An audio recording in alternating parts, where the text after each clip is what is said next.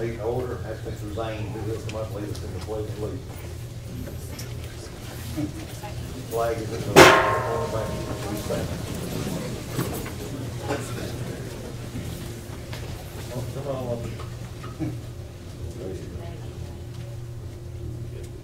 Pledge allegiance to the flag of the United States of America and to the republic for which it stands, one nation, under God, indivisible, with liberty and justice for all.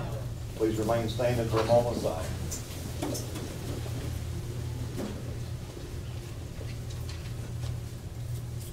Thank you. You may be seated.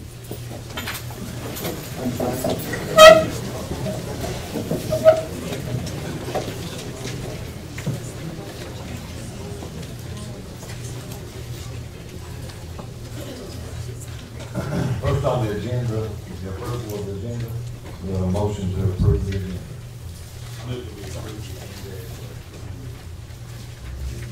Motion's been made. We have a second. Any discussion? All in favor say aye. Aye. Any opposed? Motion carries. Next is recognition, Dr. Ross. Mr. Chairman, members of the board, we're going to hand out some certificates. And first of all, I'd like to know if Lane Brooks and Bryson Coomer, so raise your hand, wave. These are our spelling bee first place and second place winners that we were going to recognize last month. They are not here, so we'll recognize them hopefully the next one. I think Ms. Jessie, I think you're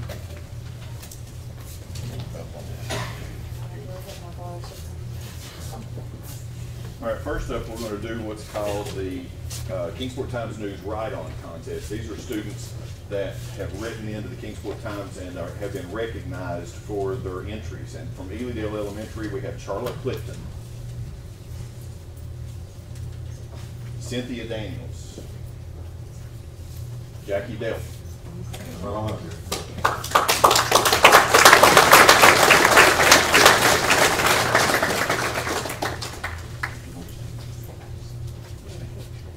Natalie Good, James Hatfield,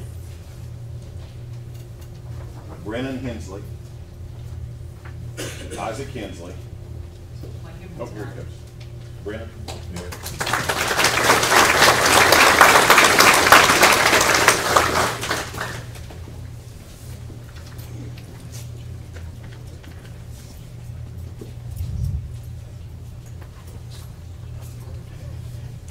Isaac Hensley, Parker Jackson, and Katie Shelby. From Jonesville Middle, we have Taft Aldridge. Oh, Katie.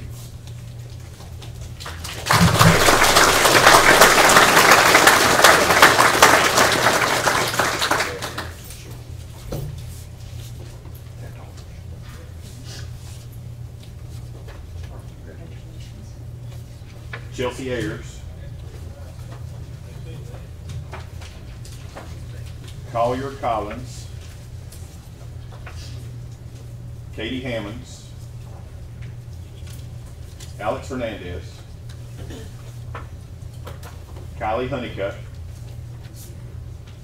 Gavin Lamb, Alyssa Lewis, Evan Long, oh, there we go. Gavin.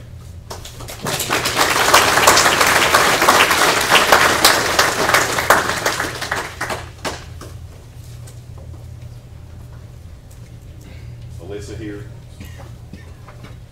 Evan Long, Brianna Miles, Matthew Rogers, Caitlin Stafford, Tristan Stone, Shirley Washburn, and Carrie Wilder. And again, these are our students who were recognized again by the Kingsport Times News for their write-in portion. So, congratulations.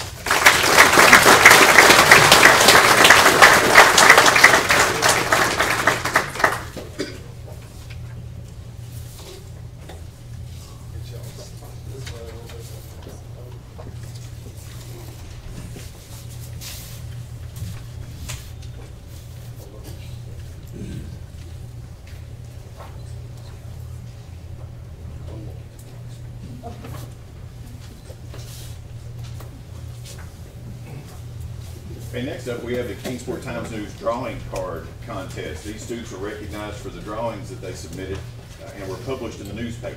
From Dryden Elementary, we have Heath Kane, Abel Cowden, Justin Hall, Ebony Lindsay, Kyle Miles, Abby Mooneyhan, Jordan Mooneyhan, Kaylee Porch, Clay Robbins, Reagan Smith, Austin Troxell, and Malachi Wilder. From Elk Knob, we have Emily Robbins. From Elydale, Cynthia Daniels.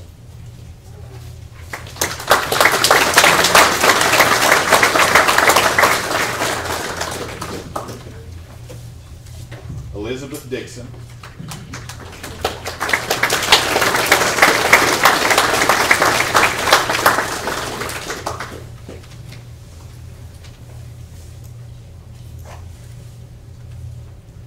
Cameron Goins. Austin Golden. Jonathan Hampton. Eden Muncie. Arwen Perry. Emily Smith. Olivia Tamo. And Emily Warren.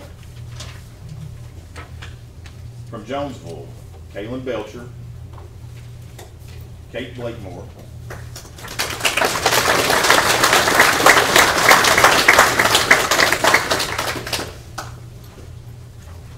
Willow Britton,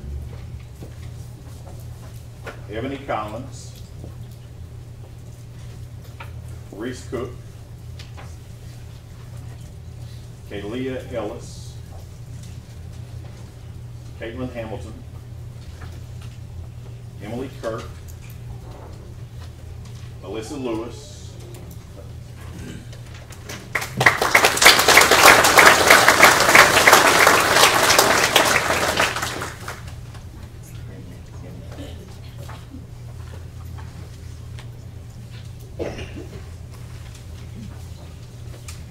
Terry Wilder, and Sierra Woodard. From Rose Hill, Madison Barnes, Tyler Britton, Kaya DeLong, Eric Estep, Delaney Glass, Joshua Greer, Jackson Hoskins, Emily Hounshell,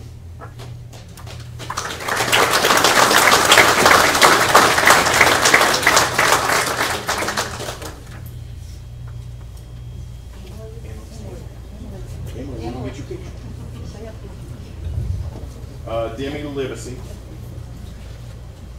Reed Long, Zane Lowe,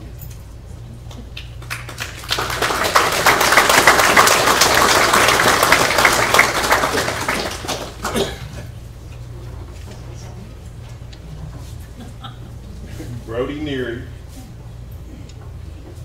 and Gavin Weiskorf. And again, these are our students who were recognized by the Kingsport Times News for their drawings. So congratulations.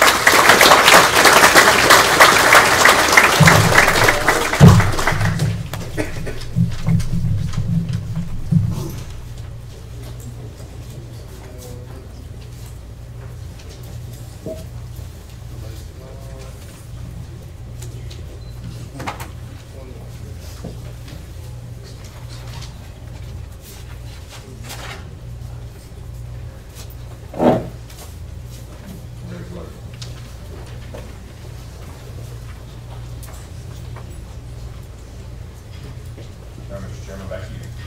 Up next on the agenda is public comment. I do want to say before we start, I understand we got a lot of people here. We do want to hear everything everybody's got to say. 5-minute limit will be the same for everybody. No defaming. No don't know how easy way to put this, I guess. No finger pointing, no defining. We're all civil though. And I ask that you keep it that way, that's all I ask. But I look forward to hearing from everybody. Up first, America Collins, if you want to go first. Also, if you don't mind, state your name for the meeting. My name is America Collins. I go by Charlie. Thank y'all for having me tonight. So I'll say, you know, I've raised 3 boys in the Lee County school system. During the time that I was raising my boys and sending them to school, I didn't really have to worry about whether my boys were going to be coming home to me at the end of the day. You know, my boys are grown up now. They're starting families of their own. And I have grandchildren in school. And following recent events, you know, I'm scared. I'm worried. I'm worried about the future of our kids and the future of our schools. I worry that something could happen to my kids, my grandkids at their schools. A lot has changed in 20 plus years since I sent my first baby to school. We have drugs around, we have violence, there's all kinds of things going on, and our community has changed from what we had back then, and our culture has changed. And we have those people that would do harm to our kids, that have no respect for life. So I'm incapable of understanding what could ever, motivate somebody to even just have children. I have no clue, I will never know, I'll never be able to go there, So, I don't understand why our innocent children are targeted, but they have been. And I'm afraid they'll continue to be targeted because they're defenseless. Our kids are defenseless. Our children's lives are the most important lives. And it is our responsibility, all of us, everybody's responsibility to make sure that they're safe. And I'm not saying that our schools are not safe. I've seen the security measures that have been implemented in our schools over the last few years, and those are all good things. And I've seen the cameras, the monitored entryways, the fenced-in campuses and playgrounds, the locked gates, and I've seen and been part of the lockdown drills that are implemented in the schools to prepare our kids for those situations. I know that the Sheriff's Department does walkthroughs and security checks, and they even participate in those lockdown drills as well. I know we have crisis teams and crisis plans in place at our schools, and I know that you guys are following up with all of that. And I do know that our schools are safer now than they've ever been. I still ask, are they safe enough? And this is the question that I asked myself following the Parkland, Florida shooting on February 14th. Have we done enough to secure our schools and protect our children? So I started making phone calls, and I started asking questions, and I've talked to some of you, and I've talked to members of the community, and I've talked to teachers, and I've talked to principals. And I asked for a community meeting for Monday, and we had that community meeting, and we had a good representation of our community there that night. We had parents, teachers, principals, retired teachers, we had Head Start staff, Sheriff Parsons was there, Mr. Kidwell, Dr. Austin were there, our District 1 Supervisor, Robert Smith, was there. And we had other concerned members of the community there, and it was a good meeting, and we discussed and talked about a lot of things. And I realized that our entire community shares the concern that I have for our kids in our schools. As we discussed our fears and our concerns and everything in that meeting, we recognized all the measures that were still in place, that were already in place, and it was still apparent that we still needed to do more. I think we still have work to do. We're still lacking in some areas. And what I heard from one of our teachers at that meeting, and she was doing a lockdown drill with her kids, and she didn't know that it was a drill. They tell her it's lockdown, and she's talking about gathering her kids up and taking them into a closet, and she's going into that closet, she grabs a pair of scissors to take them there with her. A pair of scissors to protect herself and her kids in that classroom with. And I heard a principal talking about if something happens in her school, it's her responsibility to come out and find out what's going on and see what's going on and understand how to handle that event. And she talked about maybe, there would be a fire extinguisher handy that she could use to protect her class and her kids and her school. And I have no doubt that our teachers, our principals, our support staff are going to do whatever they can do to protect our kids. I know that. I've seen that. But we cannot let our faculty and our staff be the only line of defense for our kids against someone who would come and harm them. So we need to provide them with the best security possible. I think we have to do everything in our power to keep those who would do harm to our children out of our schools. If we have to place as many barriers in their way as we possibly can. If we can't keep them out of our schools, then we've got to have things in place to slow them down until our teachers can get their kids to a safe place and wait for help. We have vulnerable areas in our schools. We have identified weaknesses, and we have areas that are in need of improvement. We need effective door lock systems with a secondary barrier for every door. And I do have a lock. Mike Rivers at Rose Hill School has implemented a very simple but very effective locking system. I've got that with me tonight if anybody's interested in seeing that. I think we need window coverings on all of our ground floor windows. We need working phones and communication systems in every classroom. The portable classrooms outside of the schools need a lot of attention. They are failing. They're hard to secure. The doors are hard to secure, and the communication is not the best in those portable classrooms. I think we need to evaluate and update all of our camera systems, make sure that we're covering all blind spots. I think we need secure parking lots, and we need to evaluate the locations of our playgrounds. We don't want to put our children out. Really, already? Sorry. I'm sorry too, because I had a lot more to say. Thank you. Okay. Thank you.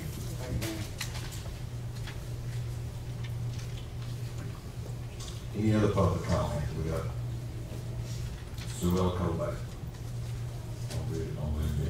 So these people have called to be put on the agenda. That does not mean that the rest of you cannot Right. speak. They just called to be put on the agenda. The rest of you are, this is your time to choose to speak. And also in public comment, it's not a question and answer session.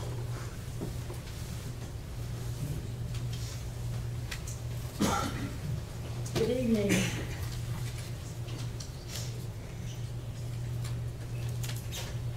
As I've aged, I've developed difficulty in speaking, so if any of you don't understand me, please wave at me. Are you having trouble hearing me? Speak to Mike up just a little bit. Okay. Can you hear me now? Okay, can you all hear me? My name is Sue L. Kovac. Can you hear me now? Thank you. I apologize, but this is the way the Lord made me. I'm here, first of all, I wanted to speak, Dr. Van Zee is at his clinic, at the clinic in St. Charles. This is his late night. He couldn't get away. He was already scheduled to have patients. Or he would have been here, and he specifically, as some of you all know, and some of you all may not know, he's my husband. After all these years, we're still kind of surprised that people don't know that. But he has a letter in this week's Powell Valley News that he really wants to bring to y'all's attention, and he wants to bring to everyone's attention.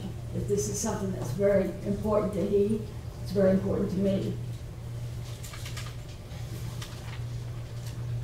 Children selling guns. It sounds pretty outrageous to me. We fully support fundraising for students that would enable educational opportunities that might not be able to be obtained through the regular school system. And don't get me wrong, we do that. This is not about some kind of backdoor attempt at gun control or a challenge to the Second Amendment. This is not that at all. This is about not having our children selling guns in general, and assault rifles or semi-automatic assault rifles in particular, for fundraising, particularly at the most painful and sensitive time in our nation's history.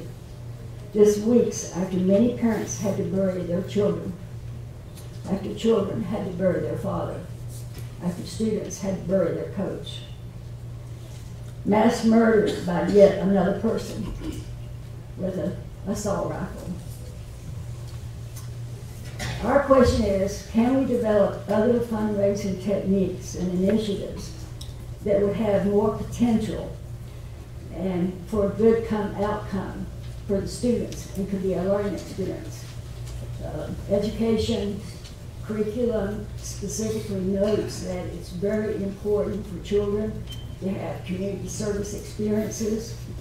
Some of the examples that we see that could be a good possibility would be a program where high school students could be hired out as tutors for younger students who have difficulty in particular subject matters, And I personally would be willing to pay for somebody to work 5 hours a month with another student.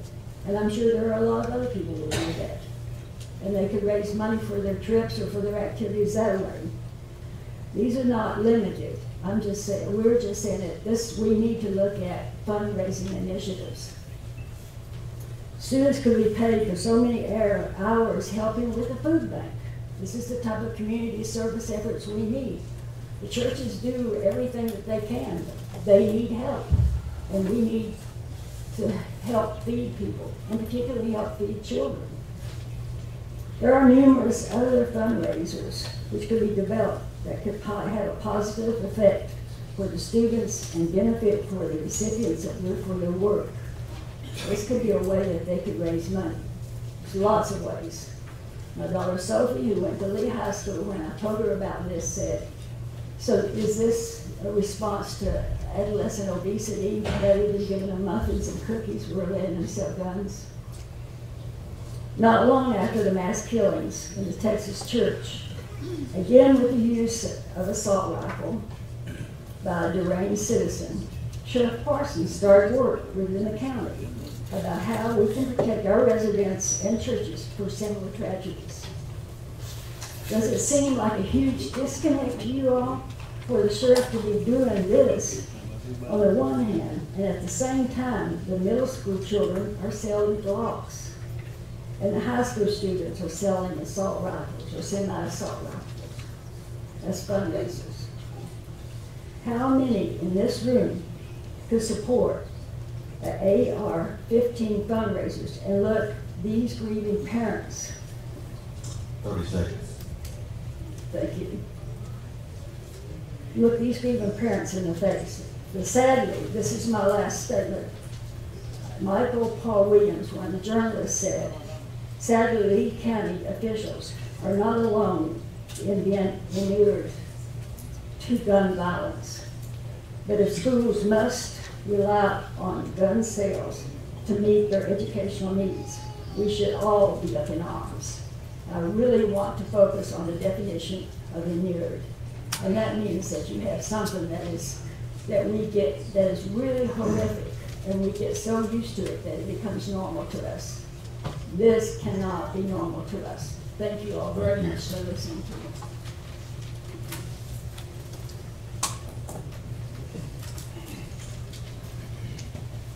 Yes, sir.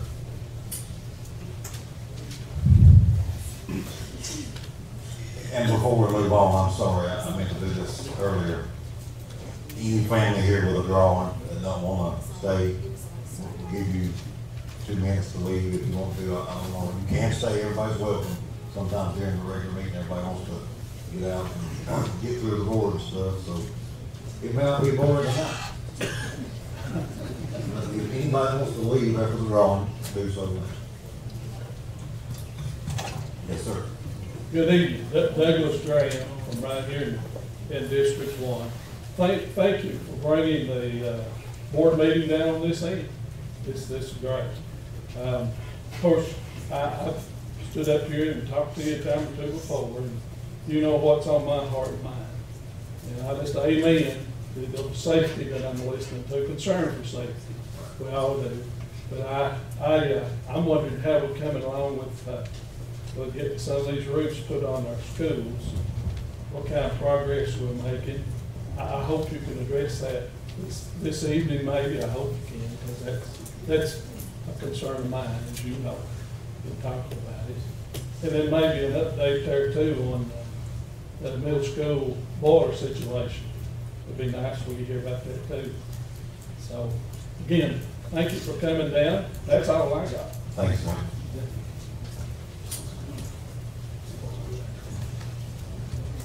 Any other public comment? Come on up. Good evening. My name is Chris Pennington. I'm by any means bashful. This is the first time I've ever spoken public. I think you can tell by my attire where I fall on this subject. We've all heard about keeping our kids safe. I've had 2 kids and 1 stepchild in the school systems around here. I've got nieces. Soon, one of these days, we'll have grandkids. All we've heard is safety, safety, safety. and we want to bring up the Florida shooting. We're all, most everybody is ignoring the elephant in the room, and he's a biggie. There's a football coach down in Florida, stood in front of a group of kids and took 5 rounds. Now, if that same man was that brave, barehanded, what could he have done with a firearm of his own? What?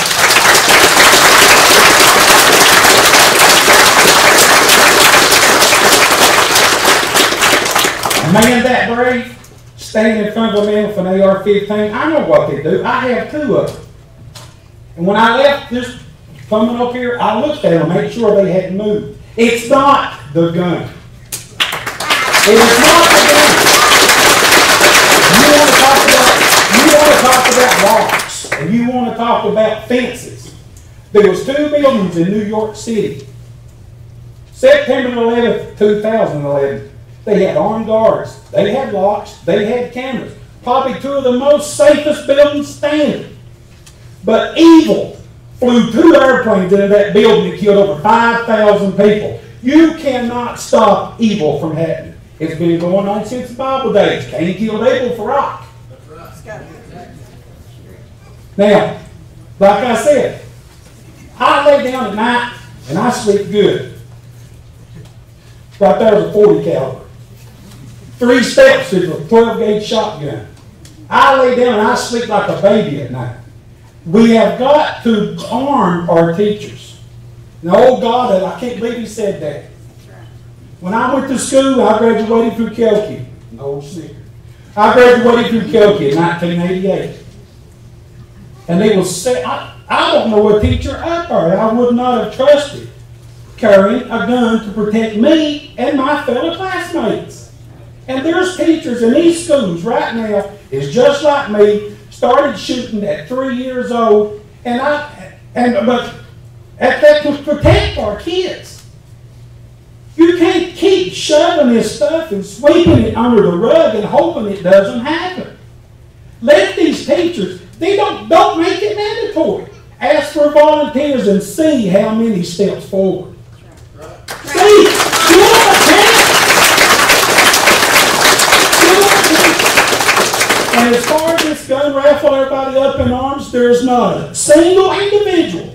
I have nothing to do with Liberty. I do buy my firearms there, and I buy my reloading equipment there. And that's as far as that relationship goes. There's not an individual or a business in this county has helped the Linn County Public Schools and raised more money than Liberty Sport and Pond.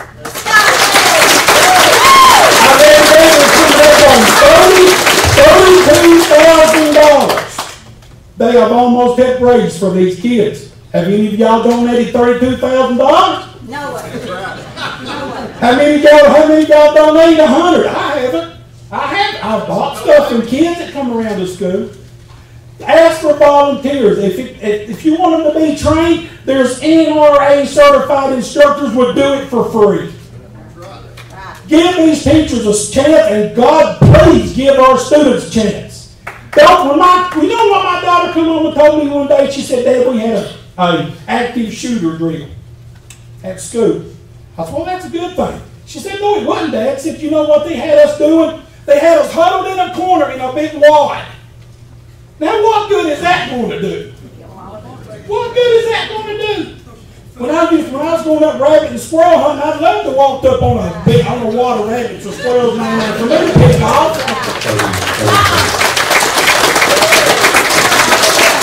Give these teachers the opportunity to be armed and protect our kids. Don't leave them sitting ducks. Don't leave them sitting ducks. Think of that coach in Florida that took 5 in the chest. What he would have done if he could have pulled a Glock from his waistband or Smith or whatever and fought back. That man would have fought him, that boy. He just about fought him barehanded. Think of what he'd have done with a gun of his own. Thank you. Thank you.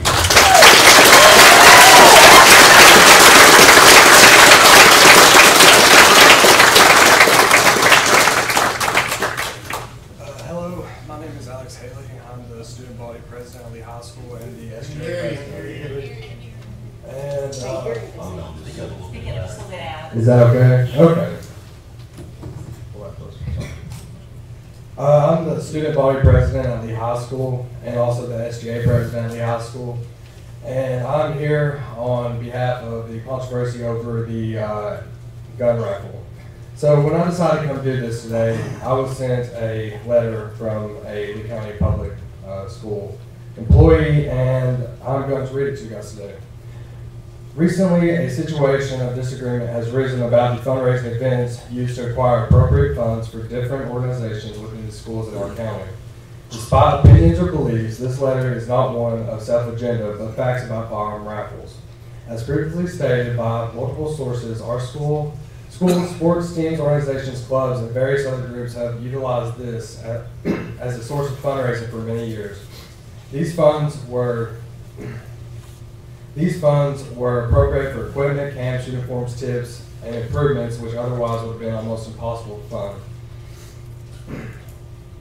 Considering the recent days of events, I decided to see exactly how these raffles have had a positive impact on our students and student athletes in our school systems. Looking at the school year alone, my research shows that 8 similar drawings have taken place, raising a profit of $23,900. It's also important to note 3 current raffles are taking place right now with a total profit of $7,700. With these 11 raffles alone, there will be a total of $31,600 raised for the benefits of our groups, organizations, and programs. The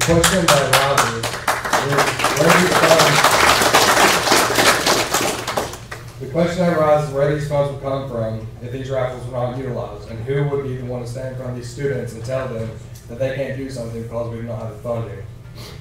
Excuse me. There are only so many boxes of donuts and tubs of cookie dough one can purchase. However, time and time again, fundraising opportunities sponsored by Liberty Sport and Pond have proven to be a rooted, reliable fundraising opportunity. Putting political propaganda and personal agenda aside, it is in everyone's best interest to see these students and the student athletes of our county as successful and productive members of our schools, our towns, our county, and society. So, something else I have brought today with being directly involved with the Student Government Association, I know directly about the profitability of these raffles. So we sell stuff like Little Caesar pizza kits, John Joe's Fundraiser, stuff like that. So if you take a $10 pizza kit, you know how much a student gets out of that if he sells it? They get $3. They get 30%. With a raffle ticket that sells for $10, we get to keep 80% of that. So we should actually be thanking the people at Liberty Pond Sport for the help. Also, I don't know where they got that we were selling guns, that the students were going around selling guns, but we were selling chances for a gun. No student sells a gun directly to anyone, so I don't know where that came from. Also, there's no laws broken.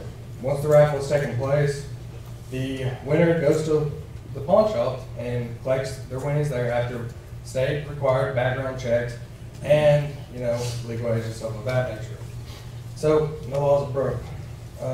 Last thing I want to leave you guys with is I have read all the articles about this. I have talked to people in the community about this. And they most of them agree with it. Most of them do not have a problem with us raffling off a firearm to help our community, our schools. There's only a few of individuals within our community that seem to have a problem with this.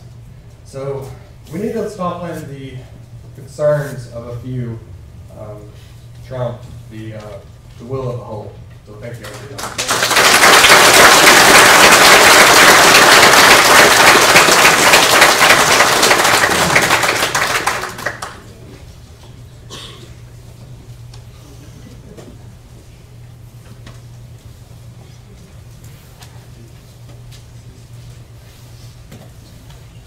Sorry, I couldn't get out of there. I'm Sister Beth Davies. Certainly as educators. Oh, okay, that's right. I'm sorry. I'll speak right into it. I don't think we're gonna have a problem here, do you? No, I don't think so. Loud, yeah. Thank you. Again, I'm Sister Beth Davies. I just want to say, certainly as educators, we all support the full development of the human person. This cannot happen when the realistic fear of a mass shooting pollutes the atmosphere of every classroom. Unfortunately, we are a violent nation. The insidious nature of violence on a daily basis is that we get used to it. We often don't even notice it until someone we love or know is immediately involved. We live with the violence as the natural way of life. Violence is neither natural nor necessary. Our tolerance of violence has been highly developed through intense exposure to it. A growing body of evidence suggests that we are not powerless to prevent destructive behaviors. We can intervene successfully to prevent conflict from escalating into violent acts by providing young people with the knowledge and skills needed to settle disputes peacefully. Conflict resolution education can help bring about significant reduction. Some years ago, 2 teachers in the Norton school system taught conflict resolution. And to this day, many years later, parents are still praising its results. It would be wise for all schools today to have some form of conflict resolution education built into their curriculum. It's more than worth it. The education alone would make people more sensitive to what is happening around us, avoiding any time-sensitive remarks or behaviors. Thank you. Thank you.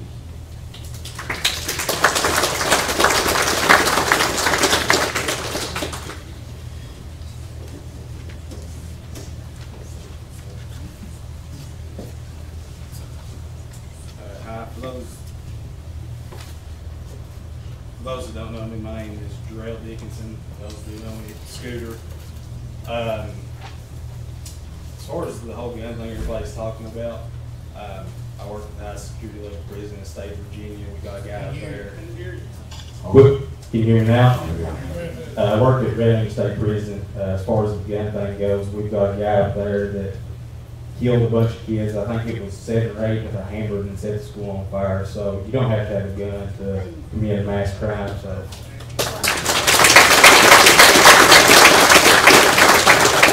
As far as arming the teachers, I don't know that all the teachers, but I think there's some teachers that should be armed. And one of those is John Henry Myers.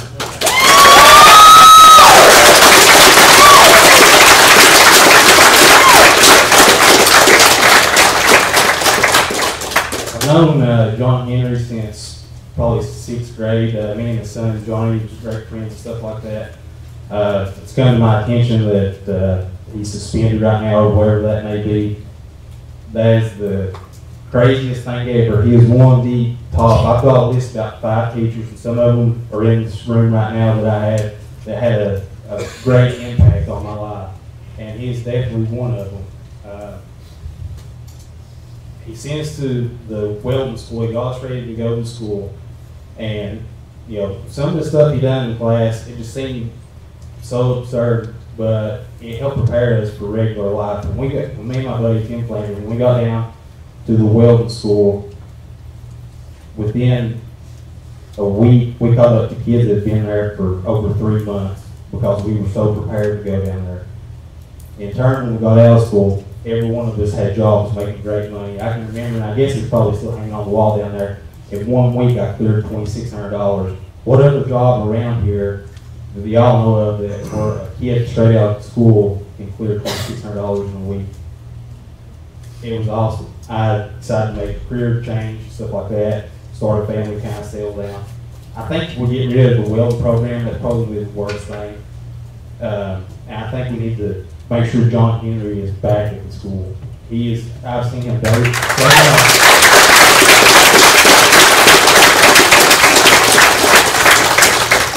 I've seen him always take money out of his own pocket and help kids that couldn't afford to do whatever. Whenever me and my buddy went down to school, he always checked every week as we come back to make sure that we had enough gas money and food money to make it down there and back.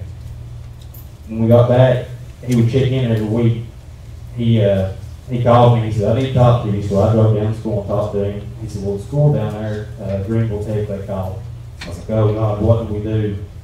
He said, nothing. He said, they was bragging. They said, you and Tim was two of the most well-prepared kids that we've seen in a long time. And I've talked to him since, and that just seems to be the thing all the way around. Any of the kids that come from his class are the top students down there. I mean, and you have kids from Georgia, Texas, everywhere going to school, but the kids that come out of his class are the best.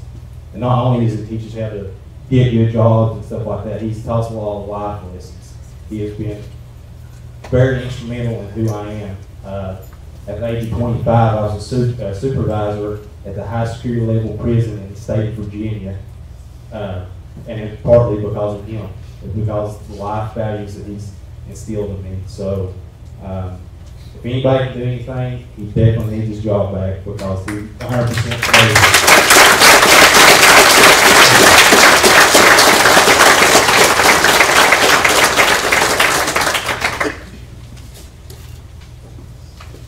I'm Ethan Dickinson. Most of y'all know me. Hi, I'm Ethan Dickinson. Most of you know me. I'm a senior at Lee High School. I'm here to talk about my welding instructor also, John Henry Myers. I've been in this class for 3 years, and I was one of the students that was allegedly abused or mistreated. And I'm here to tell you that I've never seen, heard, or witnessed anybody in this class get mistreated. He takes money out of his own pockets to provide for students. He's helped many struggling students become successful young men. Most of the students he produces comes back here and helps the economy in Lee County. He'd give you the shirt off his back and the shoes off of his feet. And I like to call him a teacher, but I'm more proud to call him a friend. That's all I have to say. Thank you.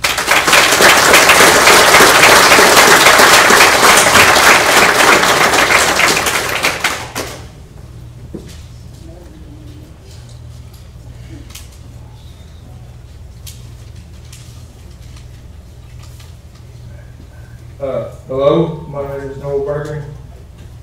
I attend Lee High School. This year makes my second year in welding. I'm here to speak to you about my welding instructor, John Henry Myers. This man has treated me as his own. When my father passed away, he took me under his wing and made sure I never did, or to this day, go without receiving my father's death. I was unable to afford my cap and gown to graduate, and he paid for it out of his own pocket.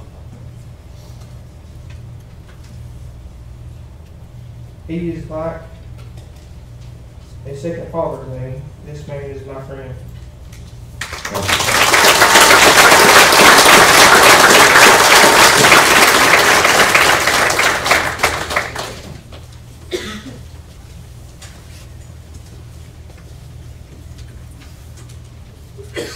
My name is John Collins, and I'm her husband, if one of you don't know. She had a couple of points here she didn't get to touch on if she wanted to. I'm just going to real quick. We do need security in the schools. I know nothing any better than a Glock or a Smith. I'm all for that in the right situation. Metal detectors, we talked about that at the meeting the other night down here. That's something that the board may consider, the community might consider. Resource officers. Guys, that's the first line of defense in the schools. That's bottom line. Resource officer, a trained man, a uniformed man, maybe, maybe not. Guarantee you, somebody's going to come to your house, they know you're carrying, they're not going to be as apt to come to somebody's house who's got the red light on that says, I don't have a firearm. So,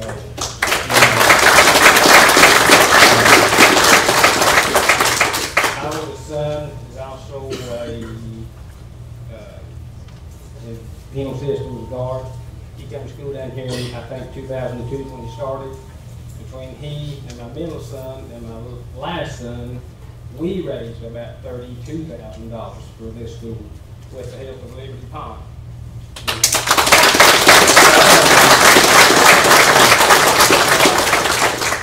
I don't have any numbers to back up anything, guys, but I wish somebody, and I'll do it myself to get home, look at the Americans that were killed in WW1, WW2, and all the conflicts up till now, and let's compare that to Roe versus Wade, guys, and see what the guns have done, and see what the government has done. You know, that's why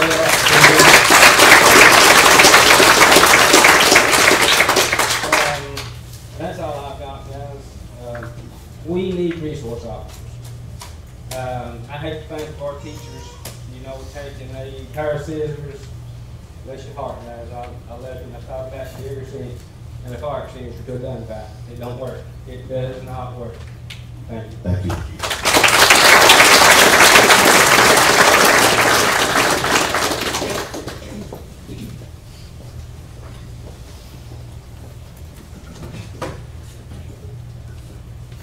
My name is Johnny Myers, and I'm here for the same reason I suspect a few others are here. To provide character witness for and defend my father, John Henry Myers Jr., against fabricated accusations that hold no merit and are supported by no evidence. For the past 32 years, John Henry Myers, aside from being a father, has made it his life's purpose to make a positive impact on the lives of his students. He works hard to provide each student with the education that they deserve, and is an asset to Lee County school systems if for no other reason the sheer number of students that can leave his classroom and find employment in the real world.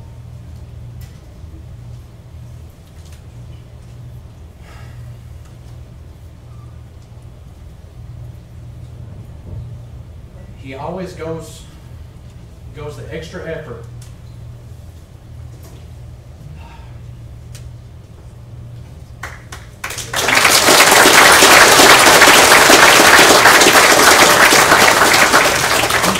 each child that is willing to learn the skill set that they'll be able to use their entire life. And he goes the extra mile for the child that is not willing to learn. Prime example of this is a boy I've gone to school with my entire life. He had been kicked out of class, expelled from school, held back, would try to fight teachers, and his only answer to opposition was violence and profanity. When he came to my father's class, this was no exception.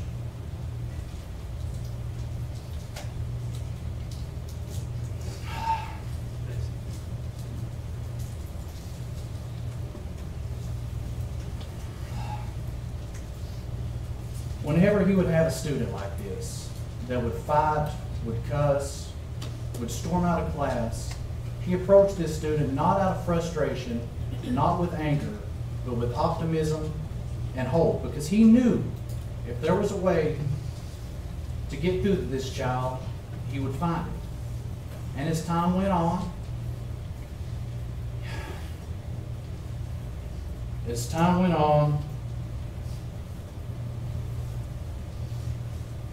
he taught him not only the value of respecting others, but having respect for himself and carrying himself in a way that demanded the respect from others.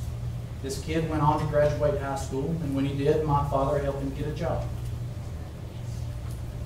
And that job led to another job, which led to another job. And in the end, after 2 years, this child had not only succeeded, but had thrived.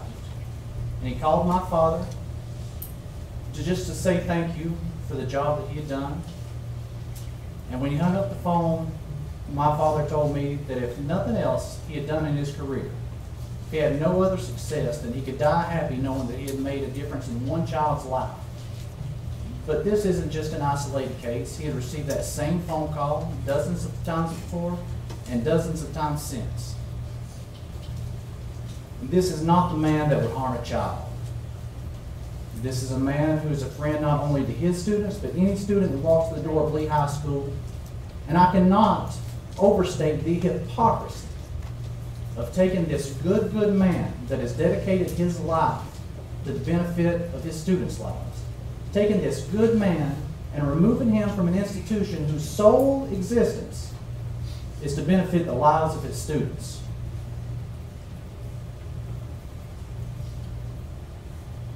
And make no mistake, you remove John Henry Myers from the school system. It's not a punishment for John Henry Myers.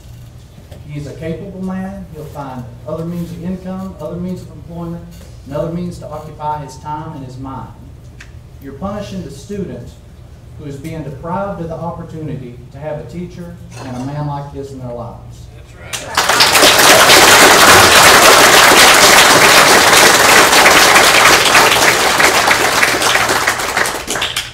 I could go on and on, but my 5 minutes are up. I appreciate your time.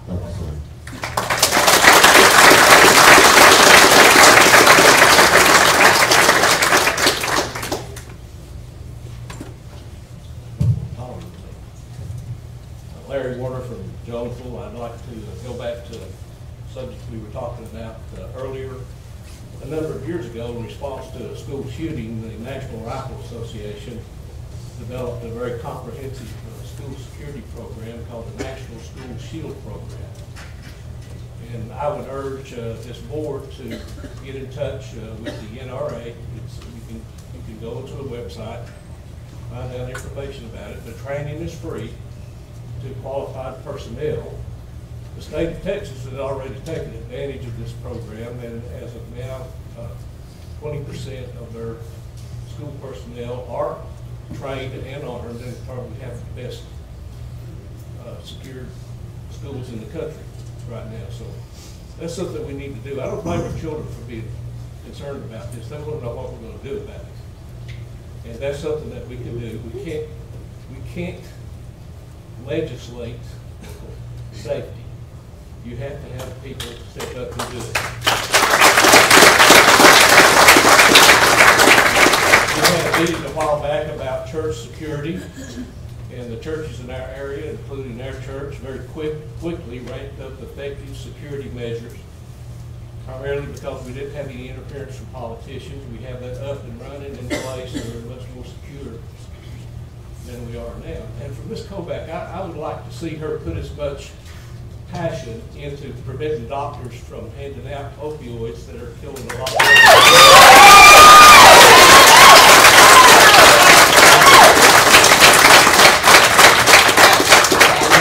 That is indeed an epidemic proportions. Nobody can discount that. And one other thing, I'd also like to add to what these kids have been saying about John Henry Myers. My next door neighbor, Shane Collins, graduated from Lee High, barely being able to read and write. But that kid learned to weld. He went out to advanced welding school. He is a top-notch welder now. He makes $150,000 to $200,000 a year. And that welding program is the reason for that. Thank you.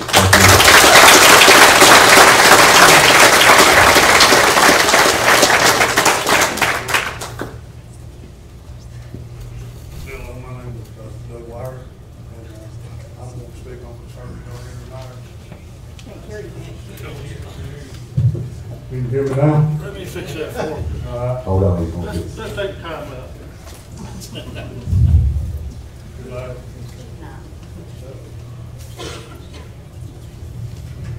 There you go. Whatever works for them. Anyway, I want to speak on John Henry Myers.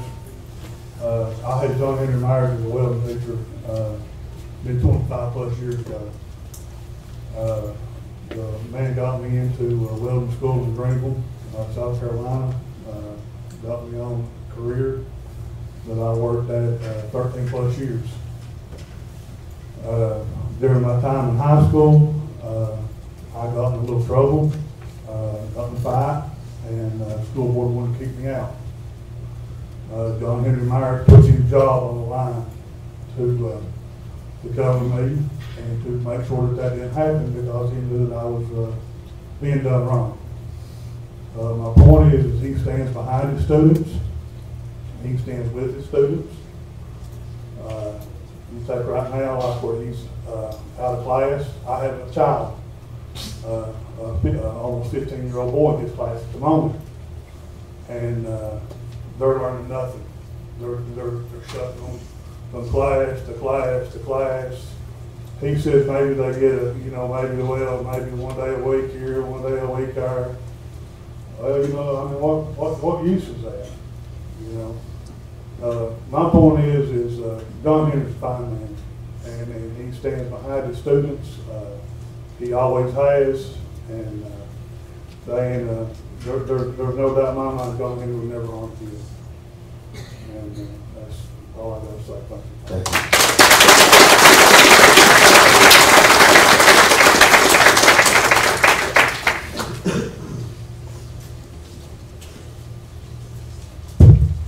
My name is Stephanie Myers. I'm here to support John Henry. John Henry has chose to continue working as the welding teacher because he cares about the students. Not only teaching, but making lifelong friendships. Students in the welding class have learned so much more than welding. Henry gets calls from students that has been out of school for years that will ask advice on their jobs, buying a car, buying a house. I think anyone that has taken welding under Henry would say it's a fun class. They look forward to coming to class, and they make a lot of happy high school memories. One of my favorite calls I remember Henry receiving was from a student after graduation. He was afraid to go off to welding class or welding school because he was in his safe comfort zone. This was all new to him. And Henry told him, he said, you know everything you need to know. You're ready for this. He went off to school. We got a call. He said, we had class today. All the Lee County boys knew all the answers. He said, our welds look great. He said, all this time in your class, I thought we were just having fun. And he said, I had no idea we was learning so much. Another student called not long ago. It's in his class this year. He may be here tonight. He was repairing a lawnmower. Couldn't get it to work. Henry was giving him directions over the phone, and he was trying everything. During the course of the evening, we got several calls. At about midnight, phone call woke us up. He said, Henry, listen to this. And in the background was the sound of the lawnmower. So Henry has went beyond and above just being a teacher. I could tell you many more stories, but really his work, dedication, caring, and the success of all his students should speak for itself. But still, if you have any doubt about Henry as a teacher, look at the support of so many. I'd like to thank all of you for your support.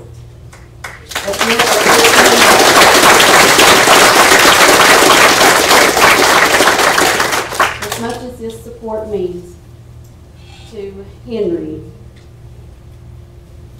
as much as he's done for you over the years, this support will mean that much to him.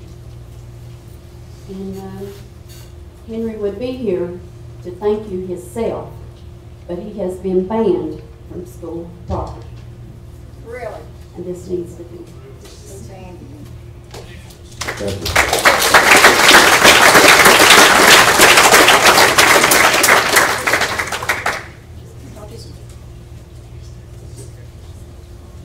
My name is Tristan Ward. I am a student in ninth grade right now.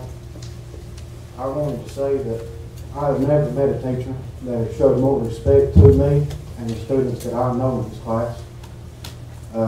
I expect, and I really believe personally, that if I ever needed a man's help for anything, he would be there.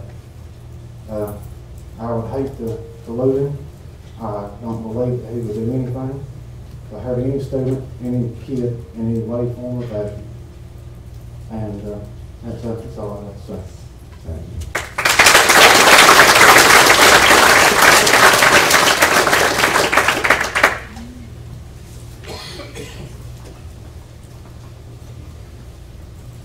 My name's Lawrence Hall Jr. Some of them, everybody knows me as Biggin. I'm on behalf of John Henry Myers. John Henry was like a dad to me. I was graduated from Lehigh in 95. 1993, my dad was hurt in coal mines. That was the only income we had. I worked on the farms and stuff to pay for a school trip, just enough to get to go on the trip. Didn't have no extra money to spend on the trip. Henry told me, he said, son, come by the classroom before you leave that morning. When I come by the classroom, Henry stuck the envelope in my pocket. He said, do not open this till you get to your destination. We landed in Roosevelt Roads, Puerto Rico. I was in ROTC. Was changing my uniform. Forgot about the envelope. Well, I opened it up. There was 4 $100 bills in that envelope. Said, have a good time on Dad. When you get out in the real world, get a job, he said, pay me back. When I graduated in 95, I went to the military and they found, well, they ended up finding out I had a broke leg, which I broke it in a welding shop. That's a long story. Yeah, some of them knows the safety rules on the welding cart now. But when I walked into the classroom on that Friday, when I got my paycheck, I dropped $462 for that week's work. I walked in with $400, laid it on Henry's desk. Henry looked at me and he said, what's that for? I said, do you remember the envelope? He looked at me and he told me to stick it back in my pocket. He said he wanted to know if I would ever do that. Henry was more than a teacher to any of his students. Henry was like another dad. There's multiple students right here sitting in this classroom, in this audience right here. You call Henry right now, I don't give a care if we was sitting in Utah, told Henry we was broke down. Henry might take him a little bit because he's getting a little older, but he would come to you in a heartbeat. If not, he would send you the funds to get you back home. I think it's ridiculous that Henry Clyde has been took out of Lee High School. There's so many students, not just welding students, that lives Henry has touched. I know for a fact there was 2 students, and I'm not naming their names, that was not even in Henry's class. Had talked about suicide. Now, these are teenagers talking about suicide, killing himself.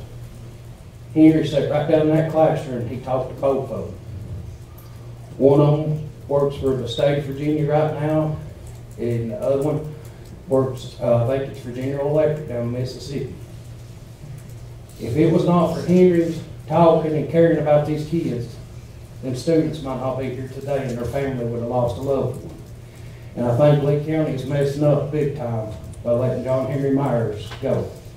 Until to the day John Henry will be dad to the last breath leaves out of my body. He's like another dad to me. I thank y'all for y'all's time.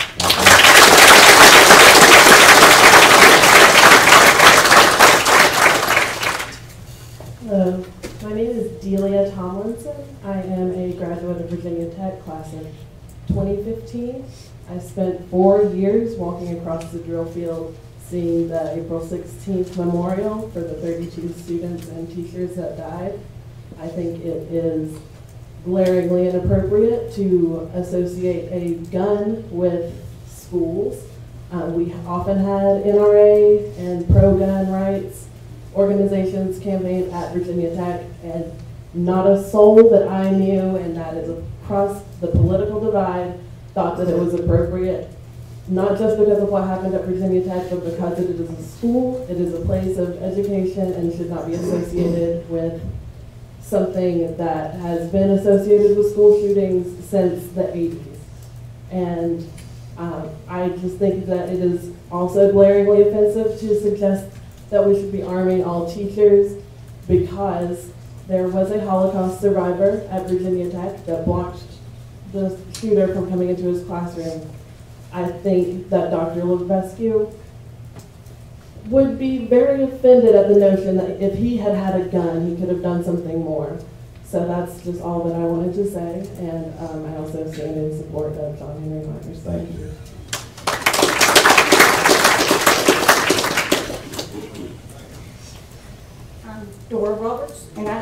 know, how long is Lee County going to keep letting us do this to us?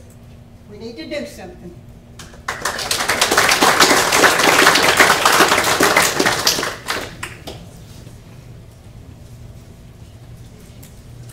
So, my name is Brian Thurston. I ain't got a piece of paper that I can read off of like everybody else. I'm gonna have to blurt it off the top of my head. I'm here to talk for John Henry Myers. I've been a student since the beginning of this last semester. I moved to Lehigh sometime around the beginning of November. And one reason that I really wanted to come to Lehigh was because of the stories that my dad had told me about John Henry, how great of a person he was.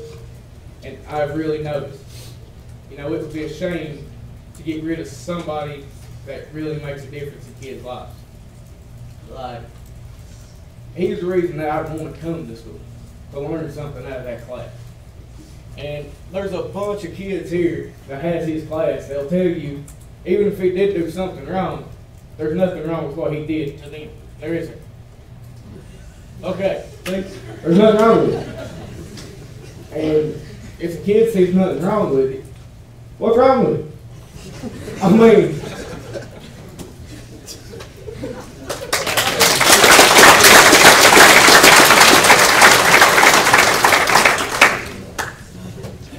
my name is Jordan Duxoff, and I'm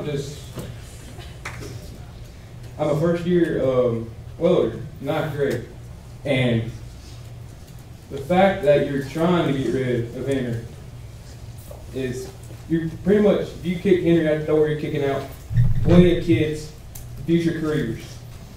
This man has treated me with the most respect I've ever seen from a teacher. If he tells you to do something, if he asks you to weld and you still don't understand, he will show you. Unlike our teachers who tell you to do something and just sit there in their chairs doing something else. Henry is the best teacher I've ever had. And one of the reasons why I joined this class is because my older brother telling me all these fun stories and everything that Henry has done and all the love and care he has given to all his students. And everything he has done for his students. That's all I want to say.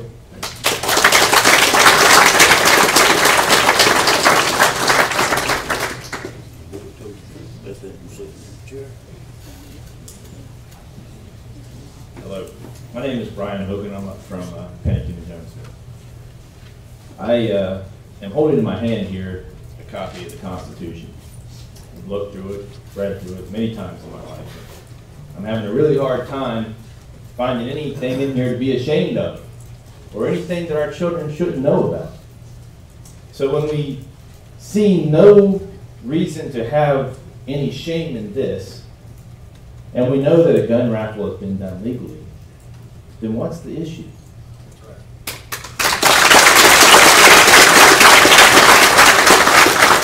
Over $30,000 raised for children in this community. And let's face it, you know, we are not the most wealthy county in the world. We know that. We're on a tight budget. We need the community to come together. This is an avenue for the students to earn that money themselves through a little bit of effort, a little bit of work. And it's a shame that we're going to teach them that this is wrong. That somehow this is not what this country was founded on. Now I know that school violence is a sensitive subject, I get that. And we can look all the way back into the 30s and find school violence and not always committed firearms. Sometimes it is. There's plenty of sympathy to go out for that. But you know, you're never going to stop it completely. There's always going to be an evil in this world. There's always going to be an avenue for that. I definitely support the idea of getting rid of these gun-free zones and responsible people carrying firearms. Now, John Henry Myers, I know him personally. I never went to school here in Lee County. But I know him to be a fine man. I know him to be trustworthy, and I don't believe any allegations of abuse against him. As I look around this room, I see Happy Easter, I see a cross back here, I see an American flag. In today's environment, and with the mainstream media, a lot of these things are said to be disgraceful. They don't belong in our community, we hear. But it looks like Lee County is doing things that's right for them. Not what's right for Richmond, or what's right for Washington, but what's right for this community.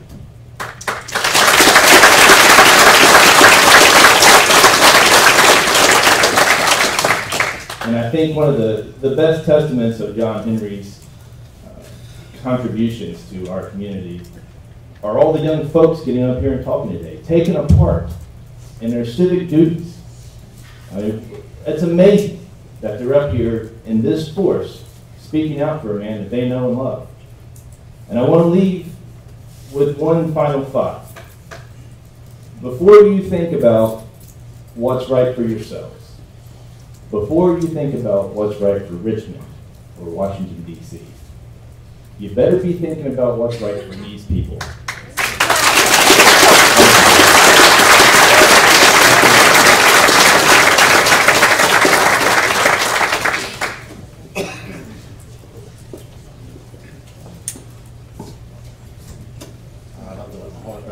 Chest, I'm nervous. I'm not good at public speaking, I'm good at welding. As you can tell, I got off work today, drove in for this from Louisville. Please state your name. Kevin Pennington, I'm sorry. Speak a little louder, Kevin. I wasn't even aware of all the allegations, this and that. I just wanted to come here. I don't know if you guys are making a decision on Henry or who makes that decision, but if sharing my story can sway anybody's decision, I would like to share it. But as far as views from what I've been hearing here tonight, the only, as mean as he ever was to me is when I told my stepdad got killed my junior year in high school. And I was going, he was a union insulator out of Knoxville. I was going to go into the insulators union. I thought my chances of that was running. So I told Henry I want to start taking welding serious. So as mean as he was to me, is he took my brace weights away from me so I'd buckle down and get better at welding. And to reiterate what the guy back here said about being prepared, when we went down to Greenville Tech, I went down there and I completed the course within 6 months. There was guys, Gate City, Georgia, there was other guys down there that was there for a year and a half. And some of those guys after a year and a half got booted out of the program. I done it in 6 months. I welded all over this country. I've trained guys on order welding in Africa. Got a call 2 weeks ago to go back to Africa to Ghana, in Nigeria, all year last year. I've got a company wanting to fly me to Chicago right now to take some welding tests. They said they've got work in South Korea, Japan, Sweden, all kinds of other countries. That all led, actually when Johnny was up here talking, I felt like he might have been talking about me. I was a trouble child, I was. And I signed up for his class. And there were some people in the school that had told him to not let me into his class. Well, fortunate for me,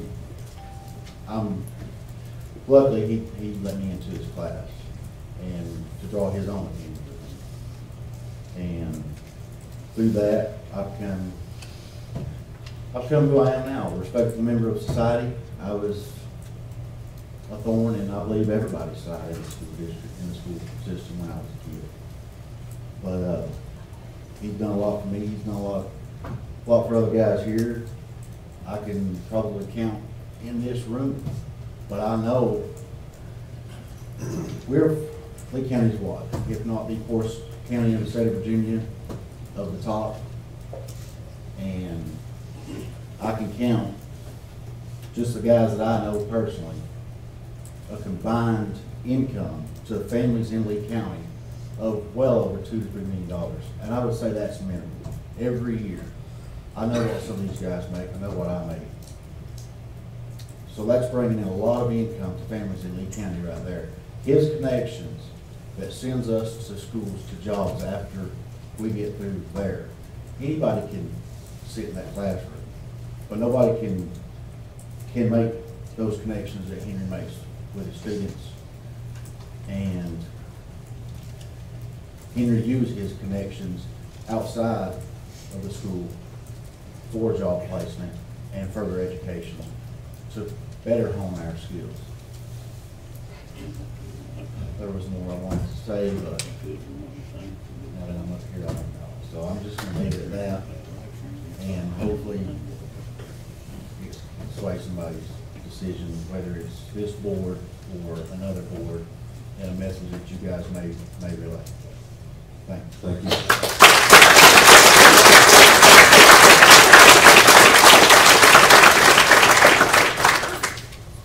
Thank y'all.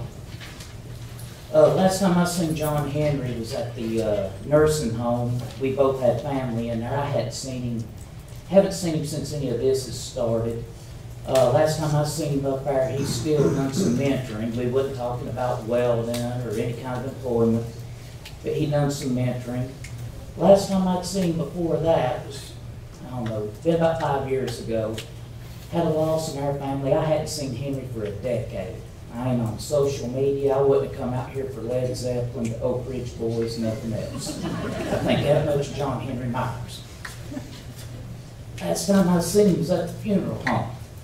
So, I think a lot of man, and I mean, this is just crazy that, you know, Henry taught us a lot of things. Taught us how to weld, first of all, but he got us to look at the future. He would tell us our options. There's jobs around here. If you're willing to travel, you know, not everybody's going to Virginia Tech. Not everybody is going to do. But at the same time, when you learn to weld, so many doors are open. You know, people don't just learn to weld and go to these power plants and start welding wherever they want. These welding engineers, these foremen, you learn how to fit pipe. I worked in nuclear power forever. Another guy I went to school with, Chris Jones, is the Commissioner of Revenue now, you know. So not everybody that took welding, you know, just got, you know, wasn't just walking down the path of corruption or nothing like that. You know, Henry taught us a lot of good things. And I'll leave it at that as far as Henry, but since gun control's been brought up tonight, anybody that's ever lost a kid, I understand, you know, a lot of passion there. You know, I understand everybody has their opinions. As far as guns, you know, I don't hunt, I don't fish no more. I very seldom carry a gun. But I like this whole Constitution and Second Amendment and the First Amendment. And there's a lot of condescension now. Everybody talking about how easy it is to get guns. And I see a lot of letters to editors and people talking about, I'm a doctor, I do this and that. Well, there's a whole lot of issues today. People talk about how easy it is to get guns. It's pretty easy to get pills and drugs and everything. Yeah. You know? And this is no question of John Henry Myers. One thing I can say about John Henry Myers Jr. is, I'll be 40 this year, and I couldn't tell you if the man's a Democrat or Republican, which is pretty good because I wouldn't want to be either one anymore. But,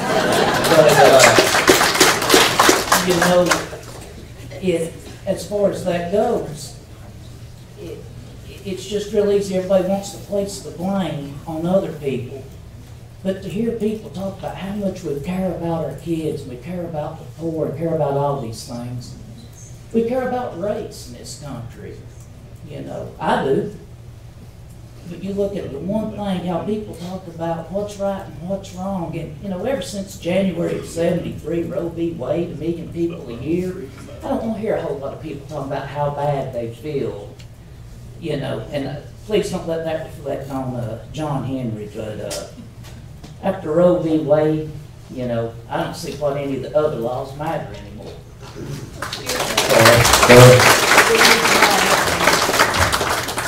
So what was your name? I'm sorry, just for me. Justin. And Justin. Incredible. There you go.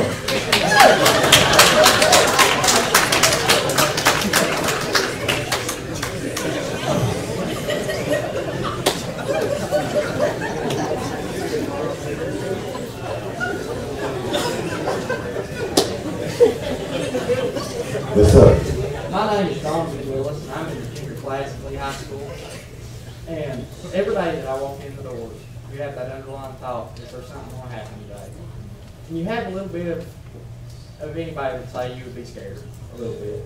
And I know and I feel, and I can say from probably most people that I go to school with, if you had a teacher there that was armed, you would feel a whole lot safer in your school, if not multiple teachers. And I'm in John Henry Myers' class. I'm going into my 3rd year, and he is not only a teacher, he is a father figure, a mentor. He would do anything in the world for you. He can help you in any way, and you learn many things from him, other than welding. You learn how to be a man, or a responsible adult, whatever. And I think that he needs to be brought back, and I appreciate what y'all do for us.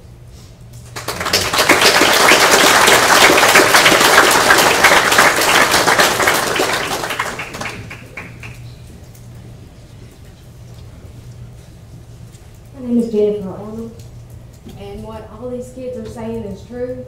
I haven't seen any parents come out and speak for John Henry Myers. I'm a parent who's a 3rd-year welder. He hasn't really had his dad in his life a lot. I've been really proud of my son, and there's been a lot of times that he's came home and talked about certain things. And I've seen the difference that Mr. Myers has made in his life. And I have called Henry and thanked him myself for it. And he would just say, you know, doing my job, and thank you for him being in my class. So me as a parent, I just want to thank him for being there for these kids, because if they didn't have him, it's untelling. I mean, I really don't know these days. And as far as the guns and these teachers having to do what they're doing, being a firefighter and a first responder, it's a scary situation. So I appreciate all the teachers stepping in and doing what they do. Keeping the guns where they are, I think is a plus. But first and foremost, I think we need to put God back in the schools.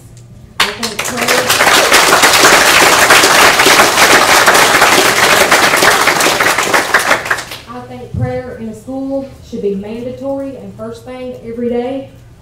And I think that as soon as we get control of the kids in the homes is where it begins. When we get a hold on the drugs, then the guns will be a no problem, because I've never seen a gun stand up and shoot nobody.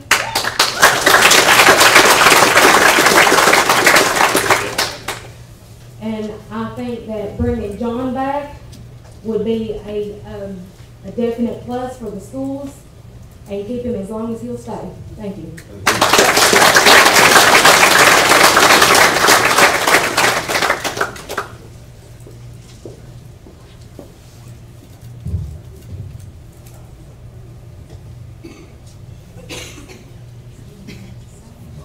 My name is Kevin Polly. I've been a welder at Joy for 8 years now, on and off, layoffs and whatever. But I've always had a job because of John Henry. I can always thank him for everything I've got and ever had and ever will have. This man has put children to work, well, not children, but people to work for the last 30 years. There's children walking in these halls that can't wait to take his class next year. Are you going to rob them of their future? A man that is willing to put his time and effort into this should be able to work with children and do what he needs to do to teach them a trade. Not everybody is meant to go to college. I wasn't. I work 40 hours a week, at least, every week. And I thank him for that. I have got to travel all over the Eastern Seaboard working, making great money, sightseeing, doing whatever I get to do because of him. There is at least 18 people at Joy right now that I work with has the job because of him. It's a shame to think that this man may not ever get to teach again. This man has done more for this county than anybody I could ever think of. He'll speak again. I can't even believe that it's even went this far. He should be guaranteed a job for as long as he wants. Henry puts more kids to work in 1 year than probably any other Votech in 5 or 10 years.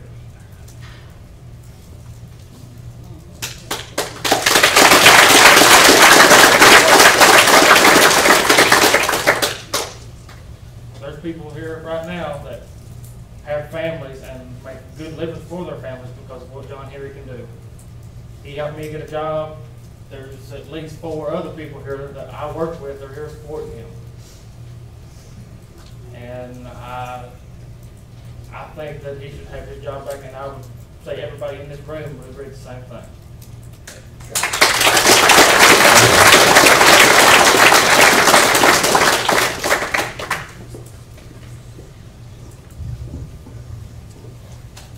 My name is Ace Filter, and I'm a 3rd year in welding, and I was one of the supposed mistreated in the class, and it's hard on me and my buddy back here, Ethan, to try to teach while he's gone. We're only welding 3 days a week. It's harder on us to try to get ready to go down to school. I guess that's, well, and he's always pushed me to do my best. Always been there for me and everybody else. I thank you for your time. Thank you.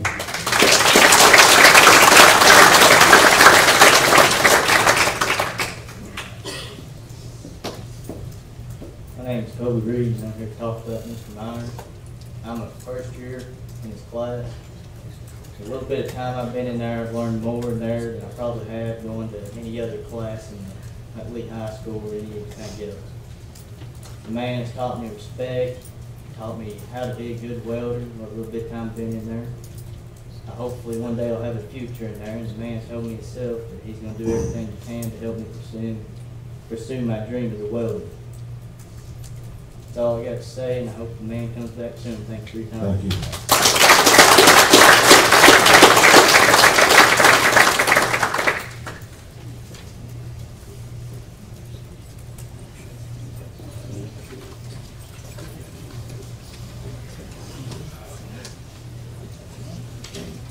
My name is CJ Allen. I'm a 3rd year in welding. My teacher's been gone for about 3 weeks now. I have cut metal for all my boys 1st years. I teach them how to weld.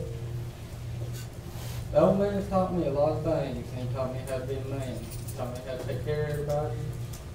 He taught me a lot how to respect people and be respectful. I thank the disgrace. It's went this far. Like the boys have said, he sent a lot of people to work, made a lot of money, brought a lot of money back from Lee County. I think he ought to be back and has his right spot as a welding teacher. He's made a lot of good memories in that classroom, and I think he ought to be back. Thanks for your time.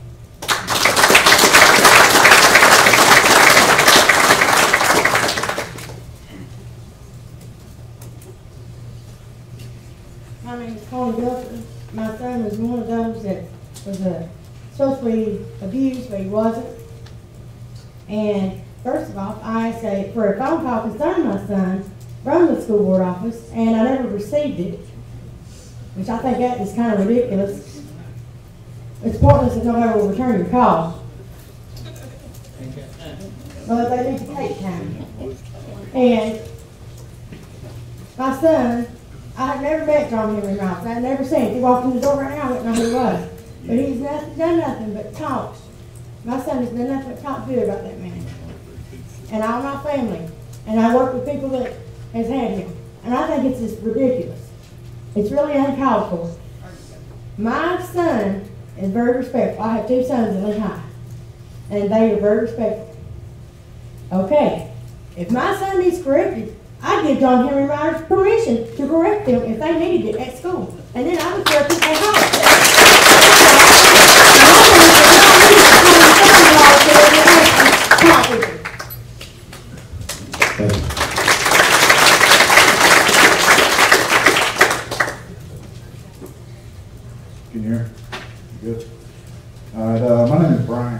well.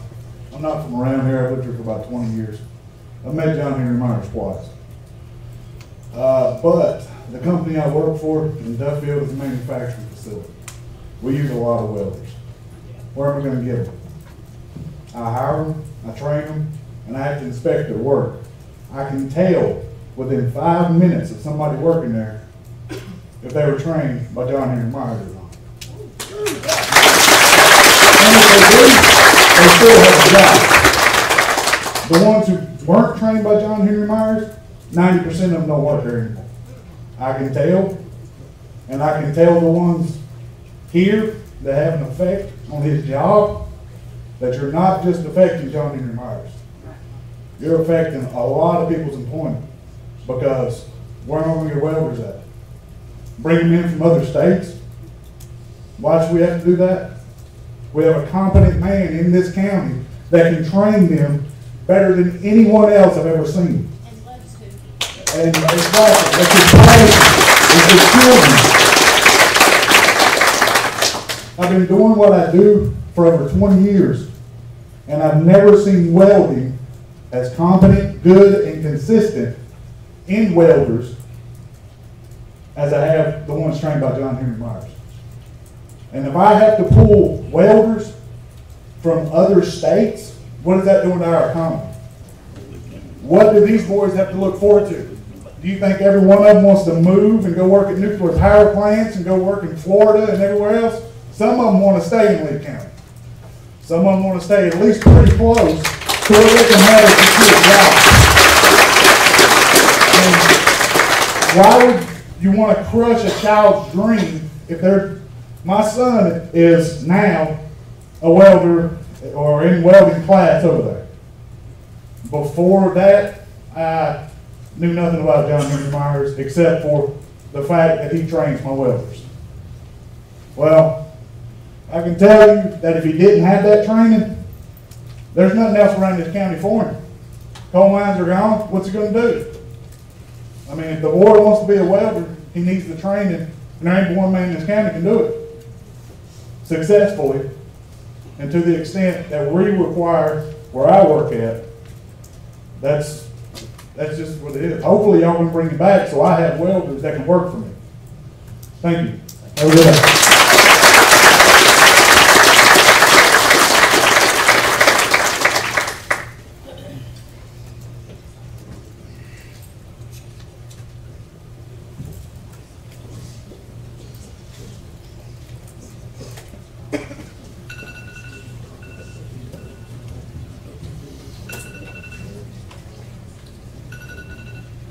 My name is Dana Hobbs. I've known Henry for 45 years.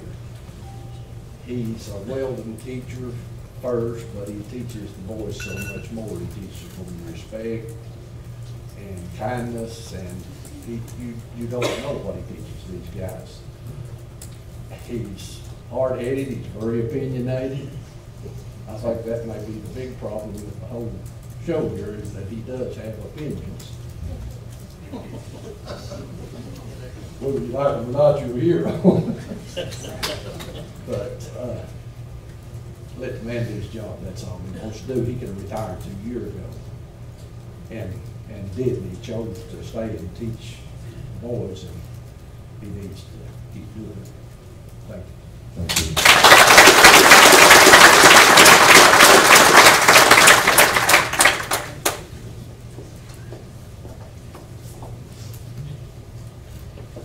Dr. Austin, Chairman, members of the board. My name is Travis Mullins. I'm from the Jonesville community.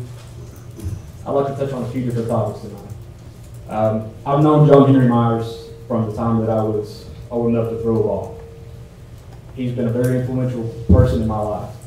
See, I was born and raised right here in Lee County and educated by some of the finest teachers that we've had, including him. I feel that it is a great honor and privilege. I'm very proud of that. I've learned to stand up for what I believe in, stand up for myself and stand up for others. It's because of lessons learned from those educators that's taken me down the career path that I'm at now. For those that don't know, I have a background in law enforcement as well as the military. I've served in multiple combat zones, including Iraq and Afghanistan. I have seen combat firsthand. which leads me to some of my thoughts and comments in reference to our security within our school systems, as well as the raffle issue. The raffle issue could be easily handled with a certificate. You see, I've fought alongside men and women that have gave their lives for us, for our Constitution, for our Second Amendment right, our First Amendment, and most importantly, our right and freedom of religion. You see, God, the lack of God in our communities across the country, is what is at heart here. That is what's needed.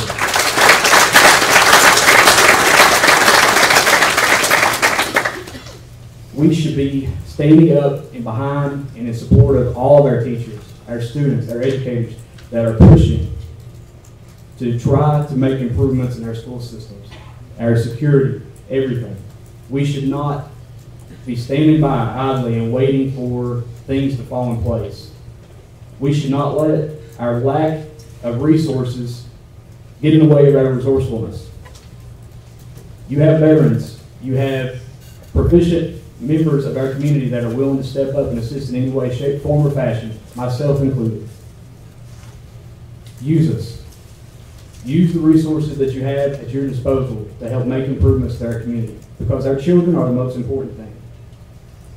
We can work together to come to solutions, but we have to act with some urgency and some diligence. Please just take these things into consideration. We need John Henry Myers back in the classroom. We need more teachers and people that are willing to stand up for our children and make sure that we are doing everything to keep them safe and providing the best future for them. Thank you for your time.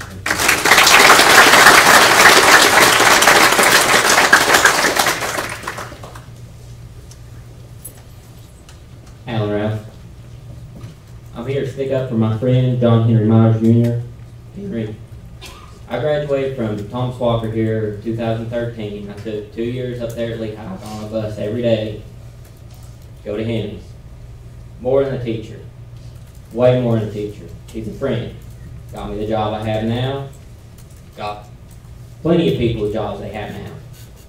I don't know why he was suspended. I've heard the allegations. I don't think they're true. This boy right here is part of the allegations, and he's saying it ain't true. That doesn't make sense, does it?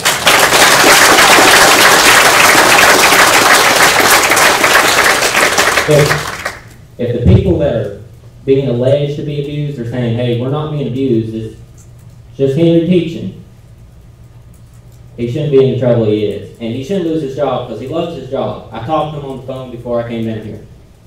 Well, yesterday. He could retire out and be fine. He could go fishing every day. But he'd rather be in a classroom teaching us something that we can use.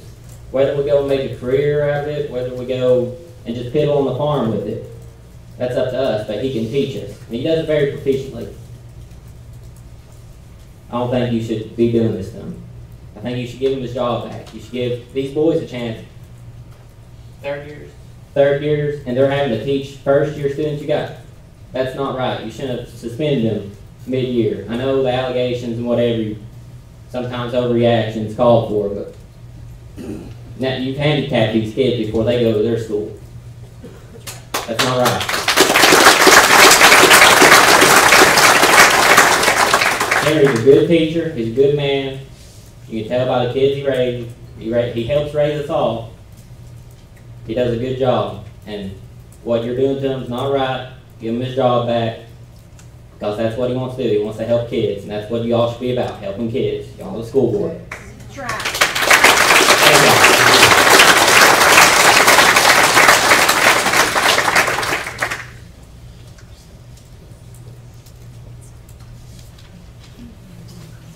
Any other public comment? Yes, sir.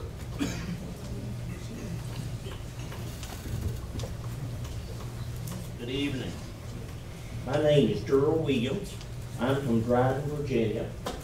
Some people here, they know me, and I think I understand some of the circumstances. What I would ask you, gentlemen, ladies, that's on the school board,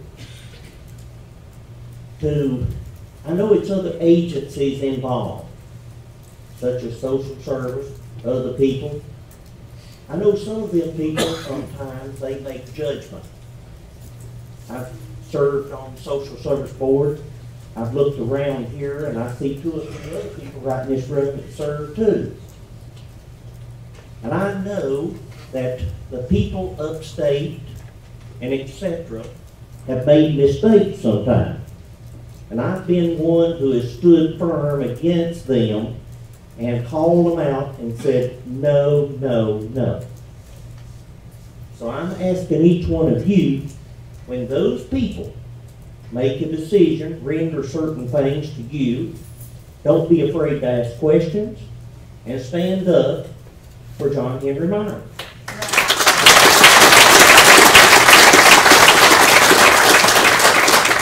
And I think that's a way that you'd be serving the county, you'd be serving students, and we all would be better off. And I thank you. But I ask you to stand up. Thank you. Thank you.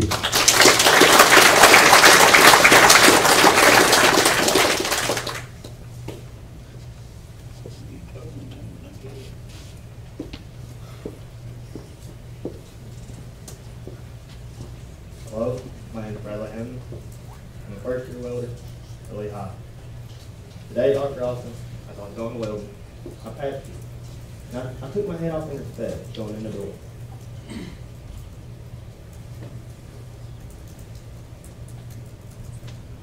Most of that came from my mother. The rest came from Henry.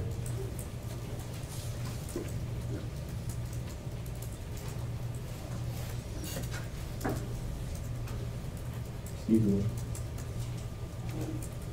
You got this.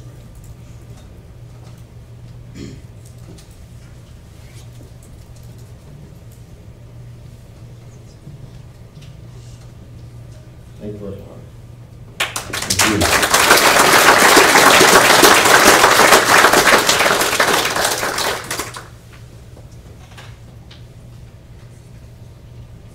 Any other public comment? I got a question. Where, the lady that's made the accusation, why is she here speaking? Yes, sir. My name is Yeah, Lance. yes, sir. My name is Lance Lewis. Work here in the county USP lead. And I'd like to speak on behalf of Henry and the gun raffle. I had Henry for 3 years. Henry helped me through a lot of stuff, helped me get to where I am today. Henry also helped me in my senior year. My parents went through a divorce. Henry literally called me in his classroom, said, you need me, you come straight to me, I'm here whenever you need me. You've got teachers, I know for a fact I've seen it, you've got teachers running kids out of their class because they ain't got the right last name. Teachers don't like their family. I've never seen one student Henry's kicked out of his class. Every student, Henry's trying to get students in there to help the kids. Henry helped, I know of 5 or 6 people a class get to where they're at. Then you've got teachers don't even want to help students, they're just there. And as for the gun raffle, you see people in the community trying to help with the donuts. I even played sports in high school. We did the donut sales, your pizza sales. You can't make probably nothing off of it. And even my senior, well, my freshman year, we did a gun raffle to raise money to take a baseball team to Cocoa Beach, Florida for spring training. We couldn't raise that kind of money with donut sales, not even close. And what people don't understand, they want to talk assault rifle and all this. It don't stand for assault rifle. Armalite rifle. That's the creator they are. And what people don't look at, yeah, they're raffling off a gun. They've still got to come in, they've got to go through the background checks, your state, federal. There's not one law being broken. That's all I have to say about that. Thank you.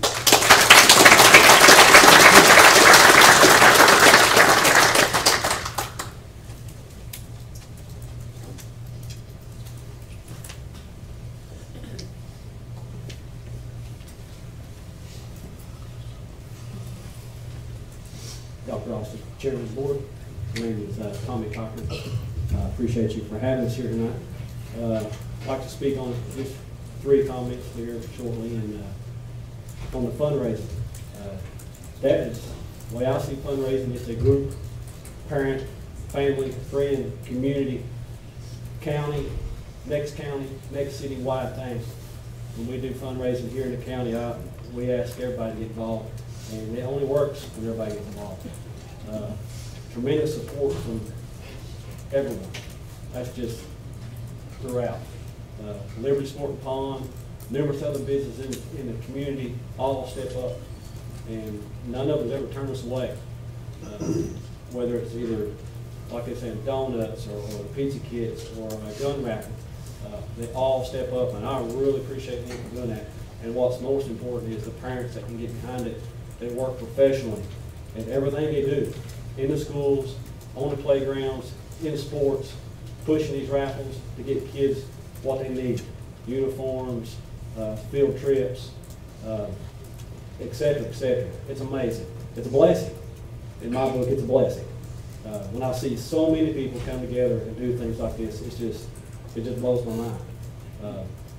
I had calls when we first done raffle back in the spring from Tennessee, Kentucky, guys I went to school with that work in those areas.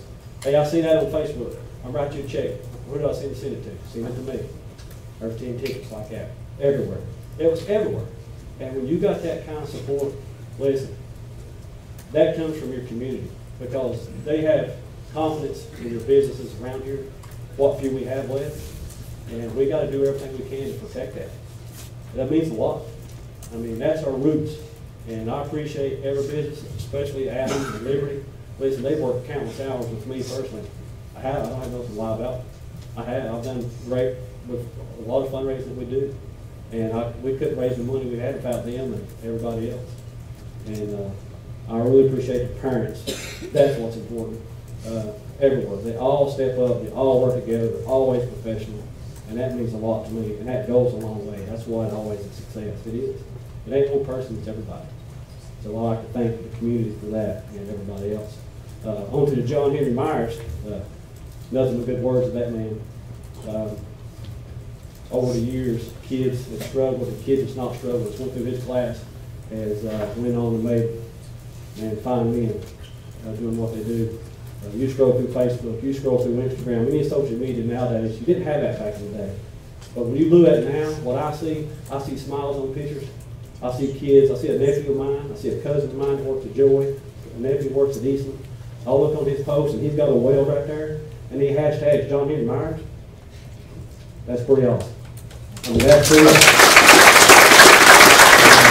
That's the truth. That's the truth. That's no makeup, that's the truth. You know, I've got a cousin over there and a nephew over there, and listen, they think the world of that man. And so do so many other people. Everybody does.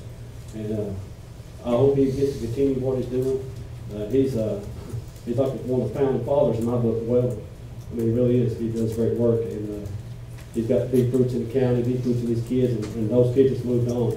Listen, let's hope they come back one day and they start up something here like John Henry Myers has done, because we're going to need that. We need jobs here. And who knows, we may have a big welding something here one day. It'd be awesome, and it'd be great to have more jobs here. And we got to do what we got to do. And on the schools and security, I believe, in my heart, I believe we could have a community meeting like we do fundraisers. I believe we get every parent involved, every business involved, and have a meeting on what we need to do about beefing up security in school. What's the best? I believe they would all come aboard, and I believe you get all support like we do in fundraising if we just ask. It's a group effort, and everybody gets to speak on it. It would be really good. And that's what I would like to see, because I believe we hear a lot of good people come together and work hard like fundraising, work hard like John Henry Myers has for years and put people to work. But that's all I have to say. I appreciate your time. I thank you all for everything, and God bless. Thank you.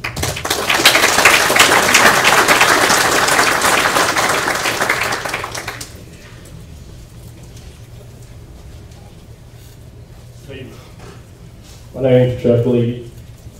I didn't come here intending to speak to you tonight, but I feel compelled. Some of you know me, probably know my background: military, law enforcement, security, force protection. Not talking about me, just want to share some things that I've learned in 20+ years. School security is a multifaceted issue.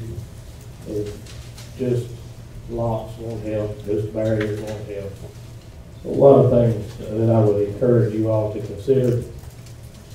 Some of these folks have mentioned things already I won't rehash, but I will say I like the idea of having a community meeting where people could come and submit ideas and especially pool resources or people who have experience and background that can help with the emotional state of people who do these acts, who deal with the emergency response, training. 20+ years, I've learned one thing for sure: training is vital. So training teachers, which I know we have stuff going on, but train is something that's been embedded in me in 20+ years, and not to rule out all possibilities. Don't rule out, because some people are afraid of guns or think it's a bad idea. If we have people who are responsible, who are possibly already been trained in firearms, that are interested, consider. I would be a supporter. I have children that will be coming up through school, and as long as those people were trained, volunteered, I don't think anything should be forced on anybody. Mostly we know this is a moral problem, and I echo what some other people have said about dealing with spiritual things. So I know I think there's Bible studies that are options and all, so we have a lot of stuff going on, but it's a multifaceted problem. Consider all the options and all the input that people in the community would have. And again, I wouldn't let just a few dictate what the many are for. I don't think that's fair. And I moved back here. I've moved away a couple times because I felt most comfortable raising my children here. I could have raised them anywhere else. I was away making good money. But when it came to a family, I decided to move home and raise them here. And that's because of the people here. And because I knew the education system. I did fine with it. I came through it. I graduated, went to college, got a good job. So we can prosper here. People can prosper. And kids can prosper. And it sounds to me like John Henry Myers has been a big part of that. I know of him, but I know nothing but good things of him. Don't know him personally, but I think people spoke about John Henry Myers, and he sounds like the type of guy that if you did decide to arm somebody, he might be a good candidate.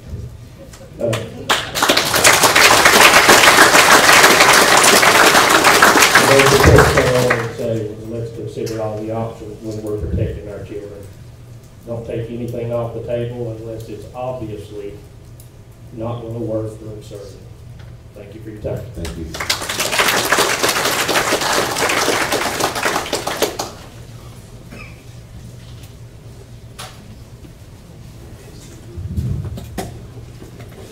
My name is Desmond Bailey, and I've never done this, so I'm really nervous, but I was in Henry's class last semester, and I was in it all year last year, and I'd never touched this welding stinger before in my life, before I went into his class, and I didn't know what I was doing at all whenever I sat down there at that table and started doing it that first day, and I didn't get it, I didn't understand how to do any of it, but I went in there to the classroom and I asked Henry, I said, Henry, I ain't getting this, and I don't know how to do it, and I'd never met Henry before that day either. Henry came in there, calm as could be, didn't have any problem showing me at all, and he showed me 3 or 4 times and I still didn't understand it, and he sat in there with me full day until I did. And after that, I finally got it, and one of his best students in there, which is currently welding now, he taught me for the rest of that year, and I'm not the best welder in there by any means, but I can weld a lot better than I did that day. And I've seen boys come in that class crying. I've seen them mad as could be, so mad that they were mad at the world. And Henry tell them to stay in there before they went out in the welding shop. And he'd sit there and talk to them, and then boys would come in that welding shop with a smile on their face because he talked to them just like a best friend would, just like a father would. If I ever had a question about life or anything like that, I'd go to Henry. I know none of that matters about his teaching skills, but he was just the person I always went to if I ever had a question. And he didn't judge you by your last name. You could have the best last name in school, and if you couldn't well with nothing, he'd tell you couldn't well with nothing, he'd teach you how. Didn't matter. It didn't matter if you had a phone call or something like that. If you had a question, he'd end the phone call right there and come in there and show you how to do it. He didn't care if he had to spend the whole class period or the whole day in there. He'd teach you. He cared about teaching. He didn't care about anything else. He didn't care about himself or nothing. I remember me and my dad, we needed help one day on something, and it was Friday, and I told him about it, and he said, come in tomorrow and I'll help you. And he took time out of his own Saturday. It was a sunny, 75-degree Saturday. He could have been doing anything else, and he came and helped me and my father. And that right there just meant a lot. But I know, I'm pretty sure I know what he's suspended for, and what it is for is it's not true. I've seen a lot of stupid kids in there do a lot of stupid things, and not one time did he ever get mad or yell, nothing with them kids. He brought them in there while nobody else was in that classroom and talked to them about what they did and told them that was wrong, that they wasn't supposed to do it again. He didn't teach us nothing, but he didn't teach us nothing how to be a man. It don't matter. It didn't matter who he was. If you walked out of there one day without knowing something, you didn't try. And if you didn't try and you seen you didn't try, you was going to try. It didn't matter. That's all I have to say. Thank you.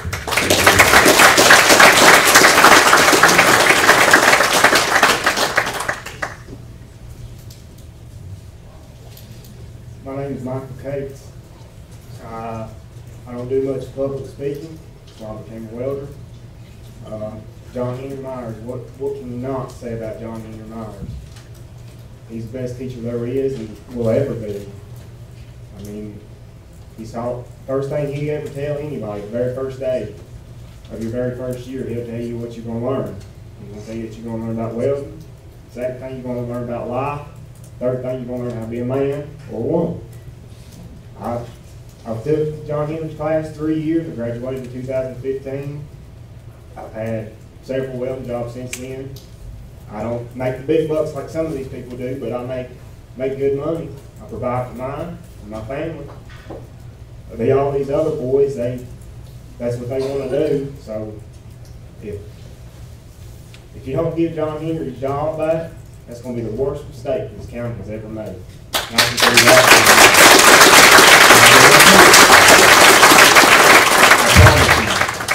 that if you take John Henry's job, there will be several people that will not come to school. Because that is the main reason some of these boys come to school. So learn how to weld and learn how to be a man. That's all I've got to say. Thank you for your time.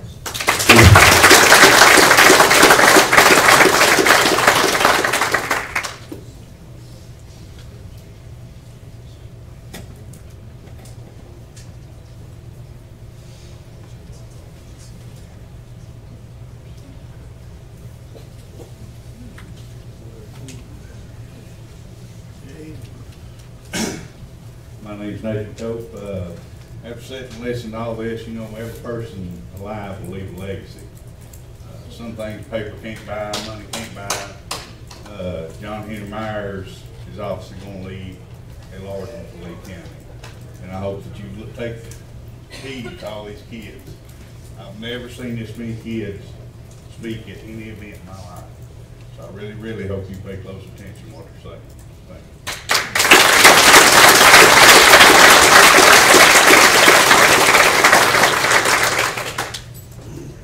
Any other public comment?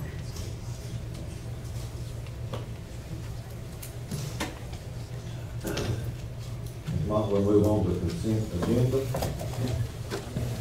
We have a motion to approve the consent agenda. I make a motion that we approve the consent agenda consisting of approval of minutes from the February 8th, 2018 budget meeting and February 8th, 2018 regular meeting, approval of claims and expenditures, approval of field trips, Career and Technical Center, State FBLA Conference in Reston, Virginia, Career Technical Center, FCCLA, State Leadership Recognition Conference in Virginia Beach, Lehigh trip to historic Charleston in South Carolina, and the Pennington Middle, Thomas Walker, all Virginia Forest in Richmond, Virginia.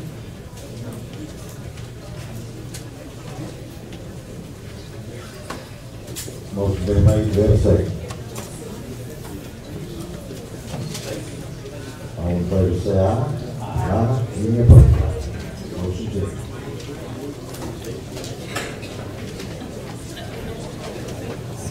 If you like to exit, we'll give you that door.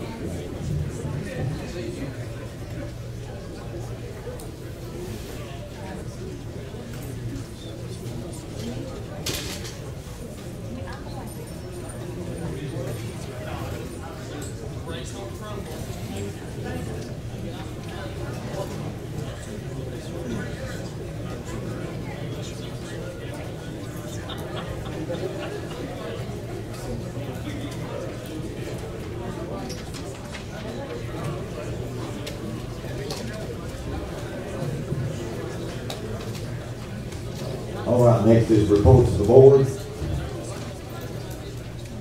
Yes.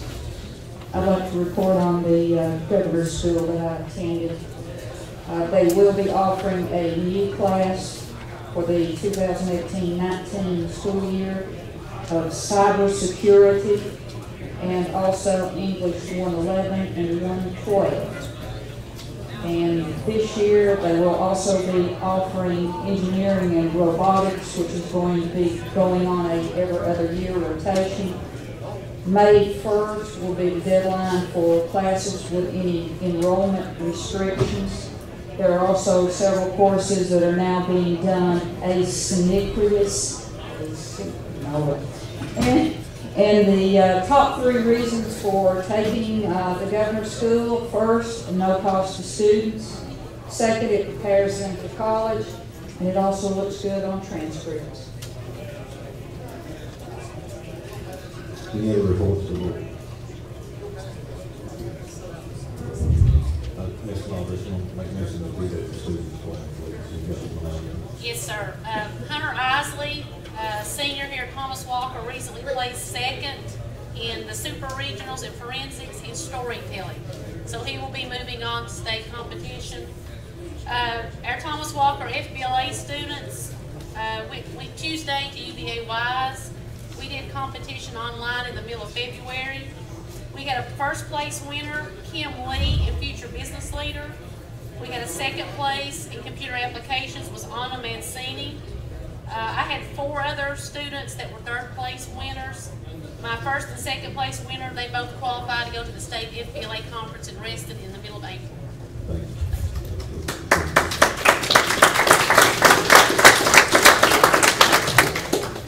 Up next is reports of the division superintendent, Dr. All. Mr. Chairman, members of the board, first of all, I'd like to recognize Mr. Britton. He's a tremendous, I'm going to say partner of the school division. He helps at Lehigh, he helps here. Appreciate you being here this evening to assist us with this setup. So, thank you, Mr. Britton. From a standpoint of attendance, last month we had second place was Jonesville and first place was Elton, so we'll be passing along that. We continue to monitor attendance as we talked about all through the year. Enrollment actually went up last month. We now have 3,050 students, 3,059 students as of the end of February, so that's good news. From a budget standpoint, we still have more students than what we budgeted for, which of course is a good thing from a revenue standpoint. Payday is March 31st, as you're aware, so that's when we quit tracking average daily membership because that's when payday is. Announcing the 2018 high school graduation dates. Lehigh is scheduled for Friday, May the 25th at 7 o'clock, at Five Star Stadium, and the rain date is Saturday the 26th, and Thomas Walker's is scheduled for Thursday, May 24th at 7 o'clock here at the main campus. So I wanted to make the board aware of that. Operations update, not going to walk you through that, but to address a comment that was made, updating the board on a couple of things. Roof bids for the 5 schools will be going out next week, and Jonesville Boiler, we're in the process of speccing that currently to be able to put that out in April or May. So we'll have that as a summer fall project once we get out of school and don't need heat at that point. So that's it for my. Next is unfinished business. Do you have any unfinished business? If not, action and discussion items. Action item A, if any, to issue the request for proposal for janitorial supplies and uniforms. Do we have a motion for action item A? I move that we issue a request for proposal for janitorial supplies. Motion been made, I'll say it. Any discussion? All in favor say aye. Aye. Any opposed? Motion carries. Next is action item B. If any, to approve the disposal of surplus property, school board policy BE, disposal of surplus items. Do a motion. I make a motion to approve disposal of surplus property for school board policy BN, disposal of surplus items. Motion been made, do I have a second? Any discussion? All in favor say aye. Aye. Any opposed? Motion carries. Next is C, action of any to approve school board policy GCBC-PR, professional development reimbursement. I make a motion that we approve school board policy GCBC-PR, professional development reimbursement. Motion been made, with a second. Any discussion? All in favor say aye. Aye. Any opposed? Motion carries. Next is D, action of any to modify the approved calendar for 2017-18 school calendar. Change April 4th, April 5th, and April 6th from makeup days to regular school days. So motion, action item D. Make a motion on action item B to approve, to modify the approved 2017-2018 school calendar to change April 4th, April 5th, and April 6th from makeup days to regular school days. Motion been made, and second. Second. Any discussion? Do we need these days right now? We're okay right now, is that correct? Yes, sir. We have 87 instructional days first semester. We have 84 in the second semester. This would allow us, that if we miss another day in March due to inclement weather, we will be okay on instructional hours without having to extend the school day. We polled both the public and staff about what their preference would be. Provided copies of that. It's 58% preferred shortening spring break, which is adding these 3 days to the calendar, which again helps us balance instructional hours between the 2 semesters, which again plays into our schedule.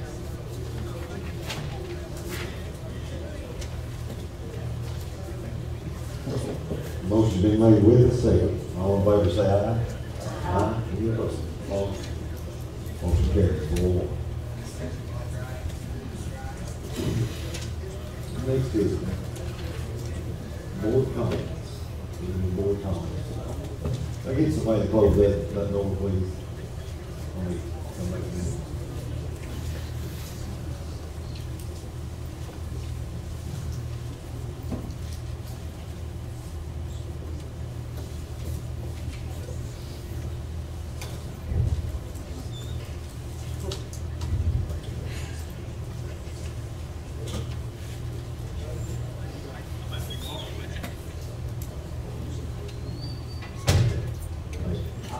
I said a few things on the community. It is instructive for me to see how many students show up here tonight to support the teacher and to talk about how it affects their lives. I think we'd all be proud if somebody could speak that way about us at some point in their lives. So I hope that whole situation works out for everybody's best interest. We got to have a strong growth program in Lee County. So if you personally need time, that is one job at the CPC. When you leave there, do an apprenticeship or whatever, you can make a lot of money. really, really good career. And so I've had people ask me, are you all going to do away with welding? No, let's be clear about that. Welding will be there. It's one of the best options we have for children. It's like the one student said, or maybe you graduated already. Not everybody's going to go to Virginia Tech or Tennessee or wherever. Some kids are going to take a vocation and they're going to make a career out of that. And that's great because we need that in this country. And that's a real push in the education system, both state and federally, toward vocational education. Certainly, Lee County would be at the forefront of that. As far as school safety, we have to always be looking to the future. We have to be thinking about what can we do better, what resources do we have that we can use to make our schools safer and protect our children, protect our employees. A lot of people have a lot of different opinions on how you do that. I think we need to be open-minded and discuss and consider various options. And we need to spend our money wisely in whatever option we do implement. Lastly, then I'll be quiet. As far as the school, the raffle deal, I found out about the raffle about 12:30 last Friday, and I was kind of mad because I would have bought a ticket if I'd known about it. Nobody tried to sell me a ticket. And so, but I bought plenty in the past, and this has been going on in Lee County for years, for decades. So I don't know why all of a sudden people started running to the Richmond paper and the WJHL and the Roanoke paper, and instead of coming to the school board meeting and talking to us about it. I don't begrudge anybody their opinion on guns. It can be a real emotional issue for people. The fact of the matter is, the way that raffle was handled was done in a manner which was legal. It was within school policy. There's nothing wrong with it. And those kids and those teachers that were involved in raising money for those programs, they did a good job, did a good thing, they raised a lot of money for the project that they were working on. And you can't raise, let me tell you, if I would start a raffle right now, I'm going to raffle off a gun. I'm not going to raffle off a toaster or an iron, because nobody's going to buy the tickets. And when you're raffling off tickets, you've got to raffle off stuff that people want to own. People are willing to pay a little money, they work hard to get money in the pocket, they just don't want to throw it away. So some people are against guns, some people are afraid of guns. I respect them, I'm not afraid of them, I own them. I own AR-15 actually. I own a lot of guns. And I think that there's always going to be people that are evil, there's always going to be people that have mental illness, there's bullies, there's all kinds of people out there. Maybe just somebody's having bad emotional problems from relationships or whatever, or losing a job, and they go out and do bad things. But guns by and of themselves don't do bad things. The ones in my house have never shot anybody, never do. It's people, it's bad people, sick people, and so we're going to do the best we can to protect our students and our staff. But I don't think we need to close the door on fundraising for our different projects that otherwise wouldn't be funded just because somebody's offended by guns. So I'm going to do that.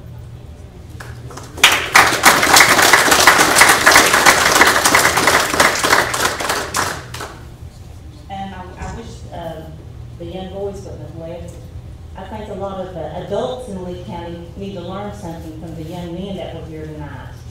You know, we all have opinions. We all have things that concern us. We all have things that are near and dear to our heart. And, you know, when you have concerns, I don't understand if you have a legit concern, why you would, in Lee County, why you would contact a Roanoke newspaper. I don't understand that. But, you know, with that being said, before I was a school board member, when life was simple, I was the president of Lehigh Football Boosters. And it takes a lot of money to run a football club. And especially if you go to playoffs. And we were fortunate enough one year to go to playoffs back to back.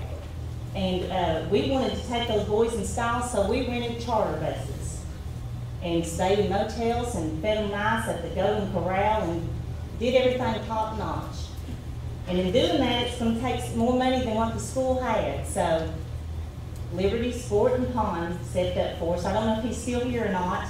Yeah, listen, he's right here. That's let me tell you something. As a parent of two sons that have done many fundraisers, that's one of the easiest fundraisers I've ever dealt with, because you pretty much do it yourself. You're not out taking donuts and trying to find everybody home that's bought those donuts, because you sure don't want them the next day. You're not out trying to, you've got to get those pizza kits delivered that day, because no one has room in their freezer for all those pizza kits. And you're out wasting gas. You know, gas is not free. A lot of parents, and not only that, but you have a lot of parents that just can't do that. They don't have time maybe in their day, maybe they work the evening shift or whatever. But I want to commend you for always being there for Lee County Schools and helping us be able to do fundraisers. You know, we need to learn. We are a community, and for some reason, Lee County has not found that sense of community, a lot of people. You know, whenever that was reported to the Roanoke Times, it made us look like a bunch of idiots, is what it made us look like. A bunch of reprobates. You know, that's not who we are. Do you think maybe somebody had a hidden agenda to do that? Oh, I know they did. I know people But if call. somebody's got a hidden agenda like that, stand up and let these people hear you. I mean, people called schools. They've got a hidden agenda. We want to hear you. Yeah, people called schools and wanted to know if raffles were being done. We know that, and I think the gentleman from the pawn shop, I think he was enlightened somewhat. But you know what? It's time that Lee County comes together as a community. As a community, not to work, you know, Ms. Colbeck spoke, and Dr. Van Zee is a fine man, and they have right to their opinions, they have right to their concerns. But when you have legit concerns, you go to the source. You don't report it to a newspaper that, you think that newspaper cares anything about Lee County? Absolutely not. You know? But if there's, you know, at the end of the day, when we all lay our head down, you know, those boys, when they left here and they go home, they're proud of their actions because they stood up for something they believe in and they love. And that's what we all need to do. At the end of the day, when we lay down and go to sleep, have we been a positive effect on something or a negative? And it's time that we start acting like a community. I mean, we're not going to get anywhere, you all. Just because we're small and we're poor doesn't mean that we can't come together and get things done. Thanks to the pawn shop, we are able to do things. Kids are able to go to Virginia Beach, and Thomas Walker's getting to go to Hawaii. Thanks to you. Kudos to you. I appreciate everything. And by the way, I knew about the fundraiser. I knew about it. If we don't stand up as a community and come together, Board we comment, can go I'm back sorry, road. I'm gonna cut you off, it's board comment.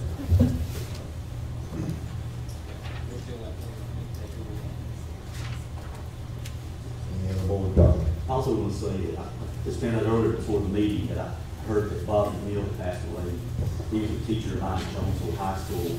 He's also my baseball coach at 11th and 12th grade, and thought highly of him. Used to go to church with him in Kennington, and a good man, good family, contributed a lot to the school system, to the community, served on the school board in prior years, and so I want to send my condolences and the board's condolences to him and his family.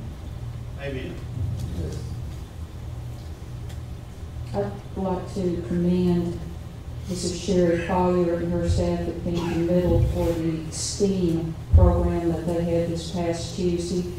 I didn't attend the entire program, but I did walk through and look at a lot of the demonstrations, and I hope the students learned a lot and also will be a pathway for them into some future jobs.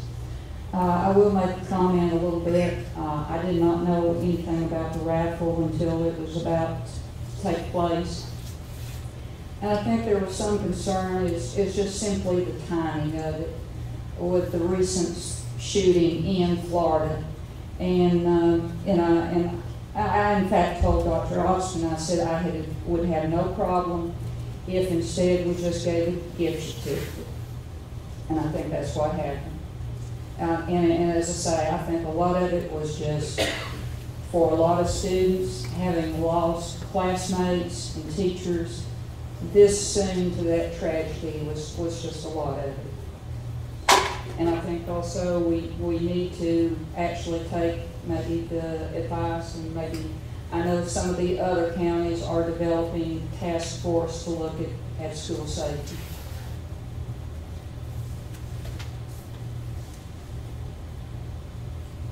Any other board comment? I'd like to thank Ms. Collins for doing what you've done at the community center. Sorry you got cut short tonight. Put you right back on the agenda. We are looking at what we all talked about now. Robert Smith was there. Thanks for coming. We had a good conversation. I appreciate your work and your concern, and for you too. And like everybody's already said, I can't say much that I already been said, but other than these guys that sat here and spoke to their teacher. I'm a vote tech guy myself. I didn't go talk. I could have sat here and told them if they had to live. You can do whatever you want to do, make the money you want to make, sit on the school board if you want to. You don't have to be in college. I understand how they do. For the Barnes family, I know all my life. Good people, good Christian people. I stand behind them. I'm very upset that Richmond's here in your name. I don't like it. The deputy mascot. We've got pictures of it. I was going to show us a slideshow, and I don't think I want to. The pioneer holding the gun. There's a lot this crowd in Richmond can come after. Are they going to start with a raffle, a mascot? Who cares? That's just about the way I see it. Any other board comment? And I won't vote to change policy.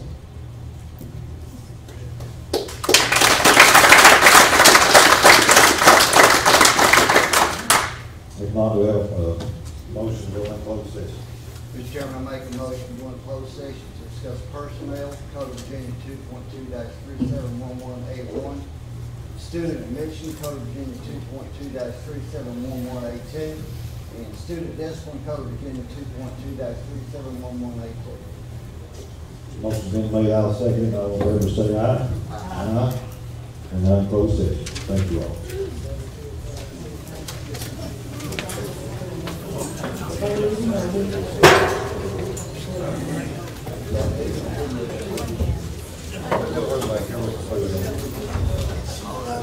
Is it okay if we go ahead and put some microphones on?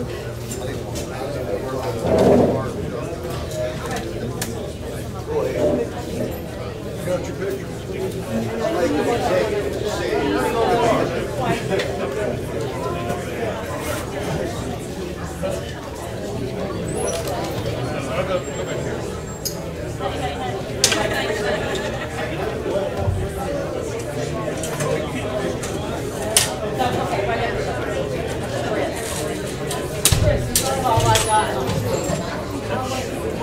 We're coming back in there.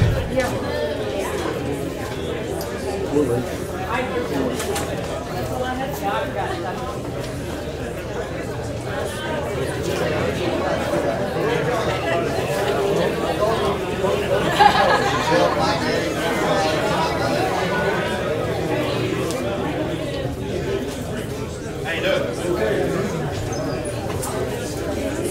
I like it. I wish I got drinks in here. I wish I had drinks in here. I wish I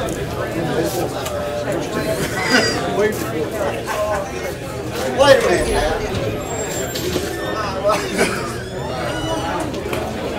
Sorry. You take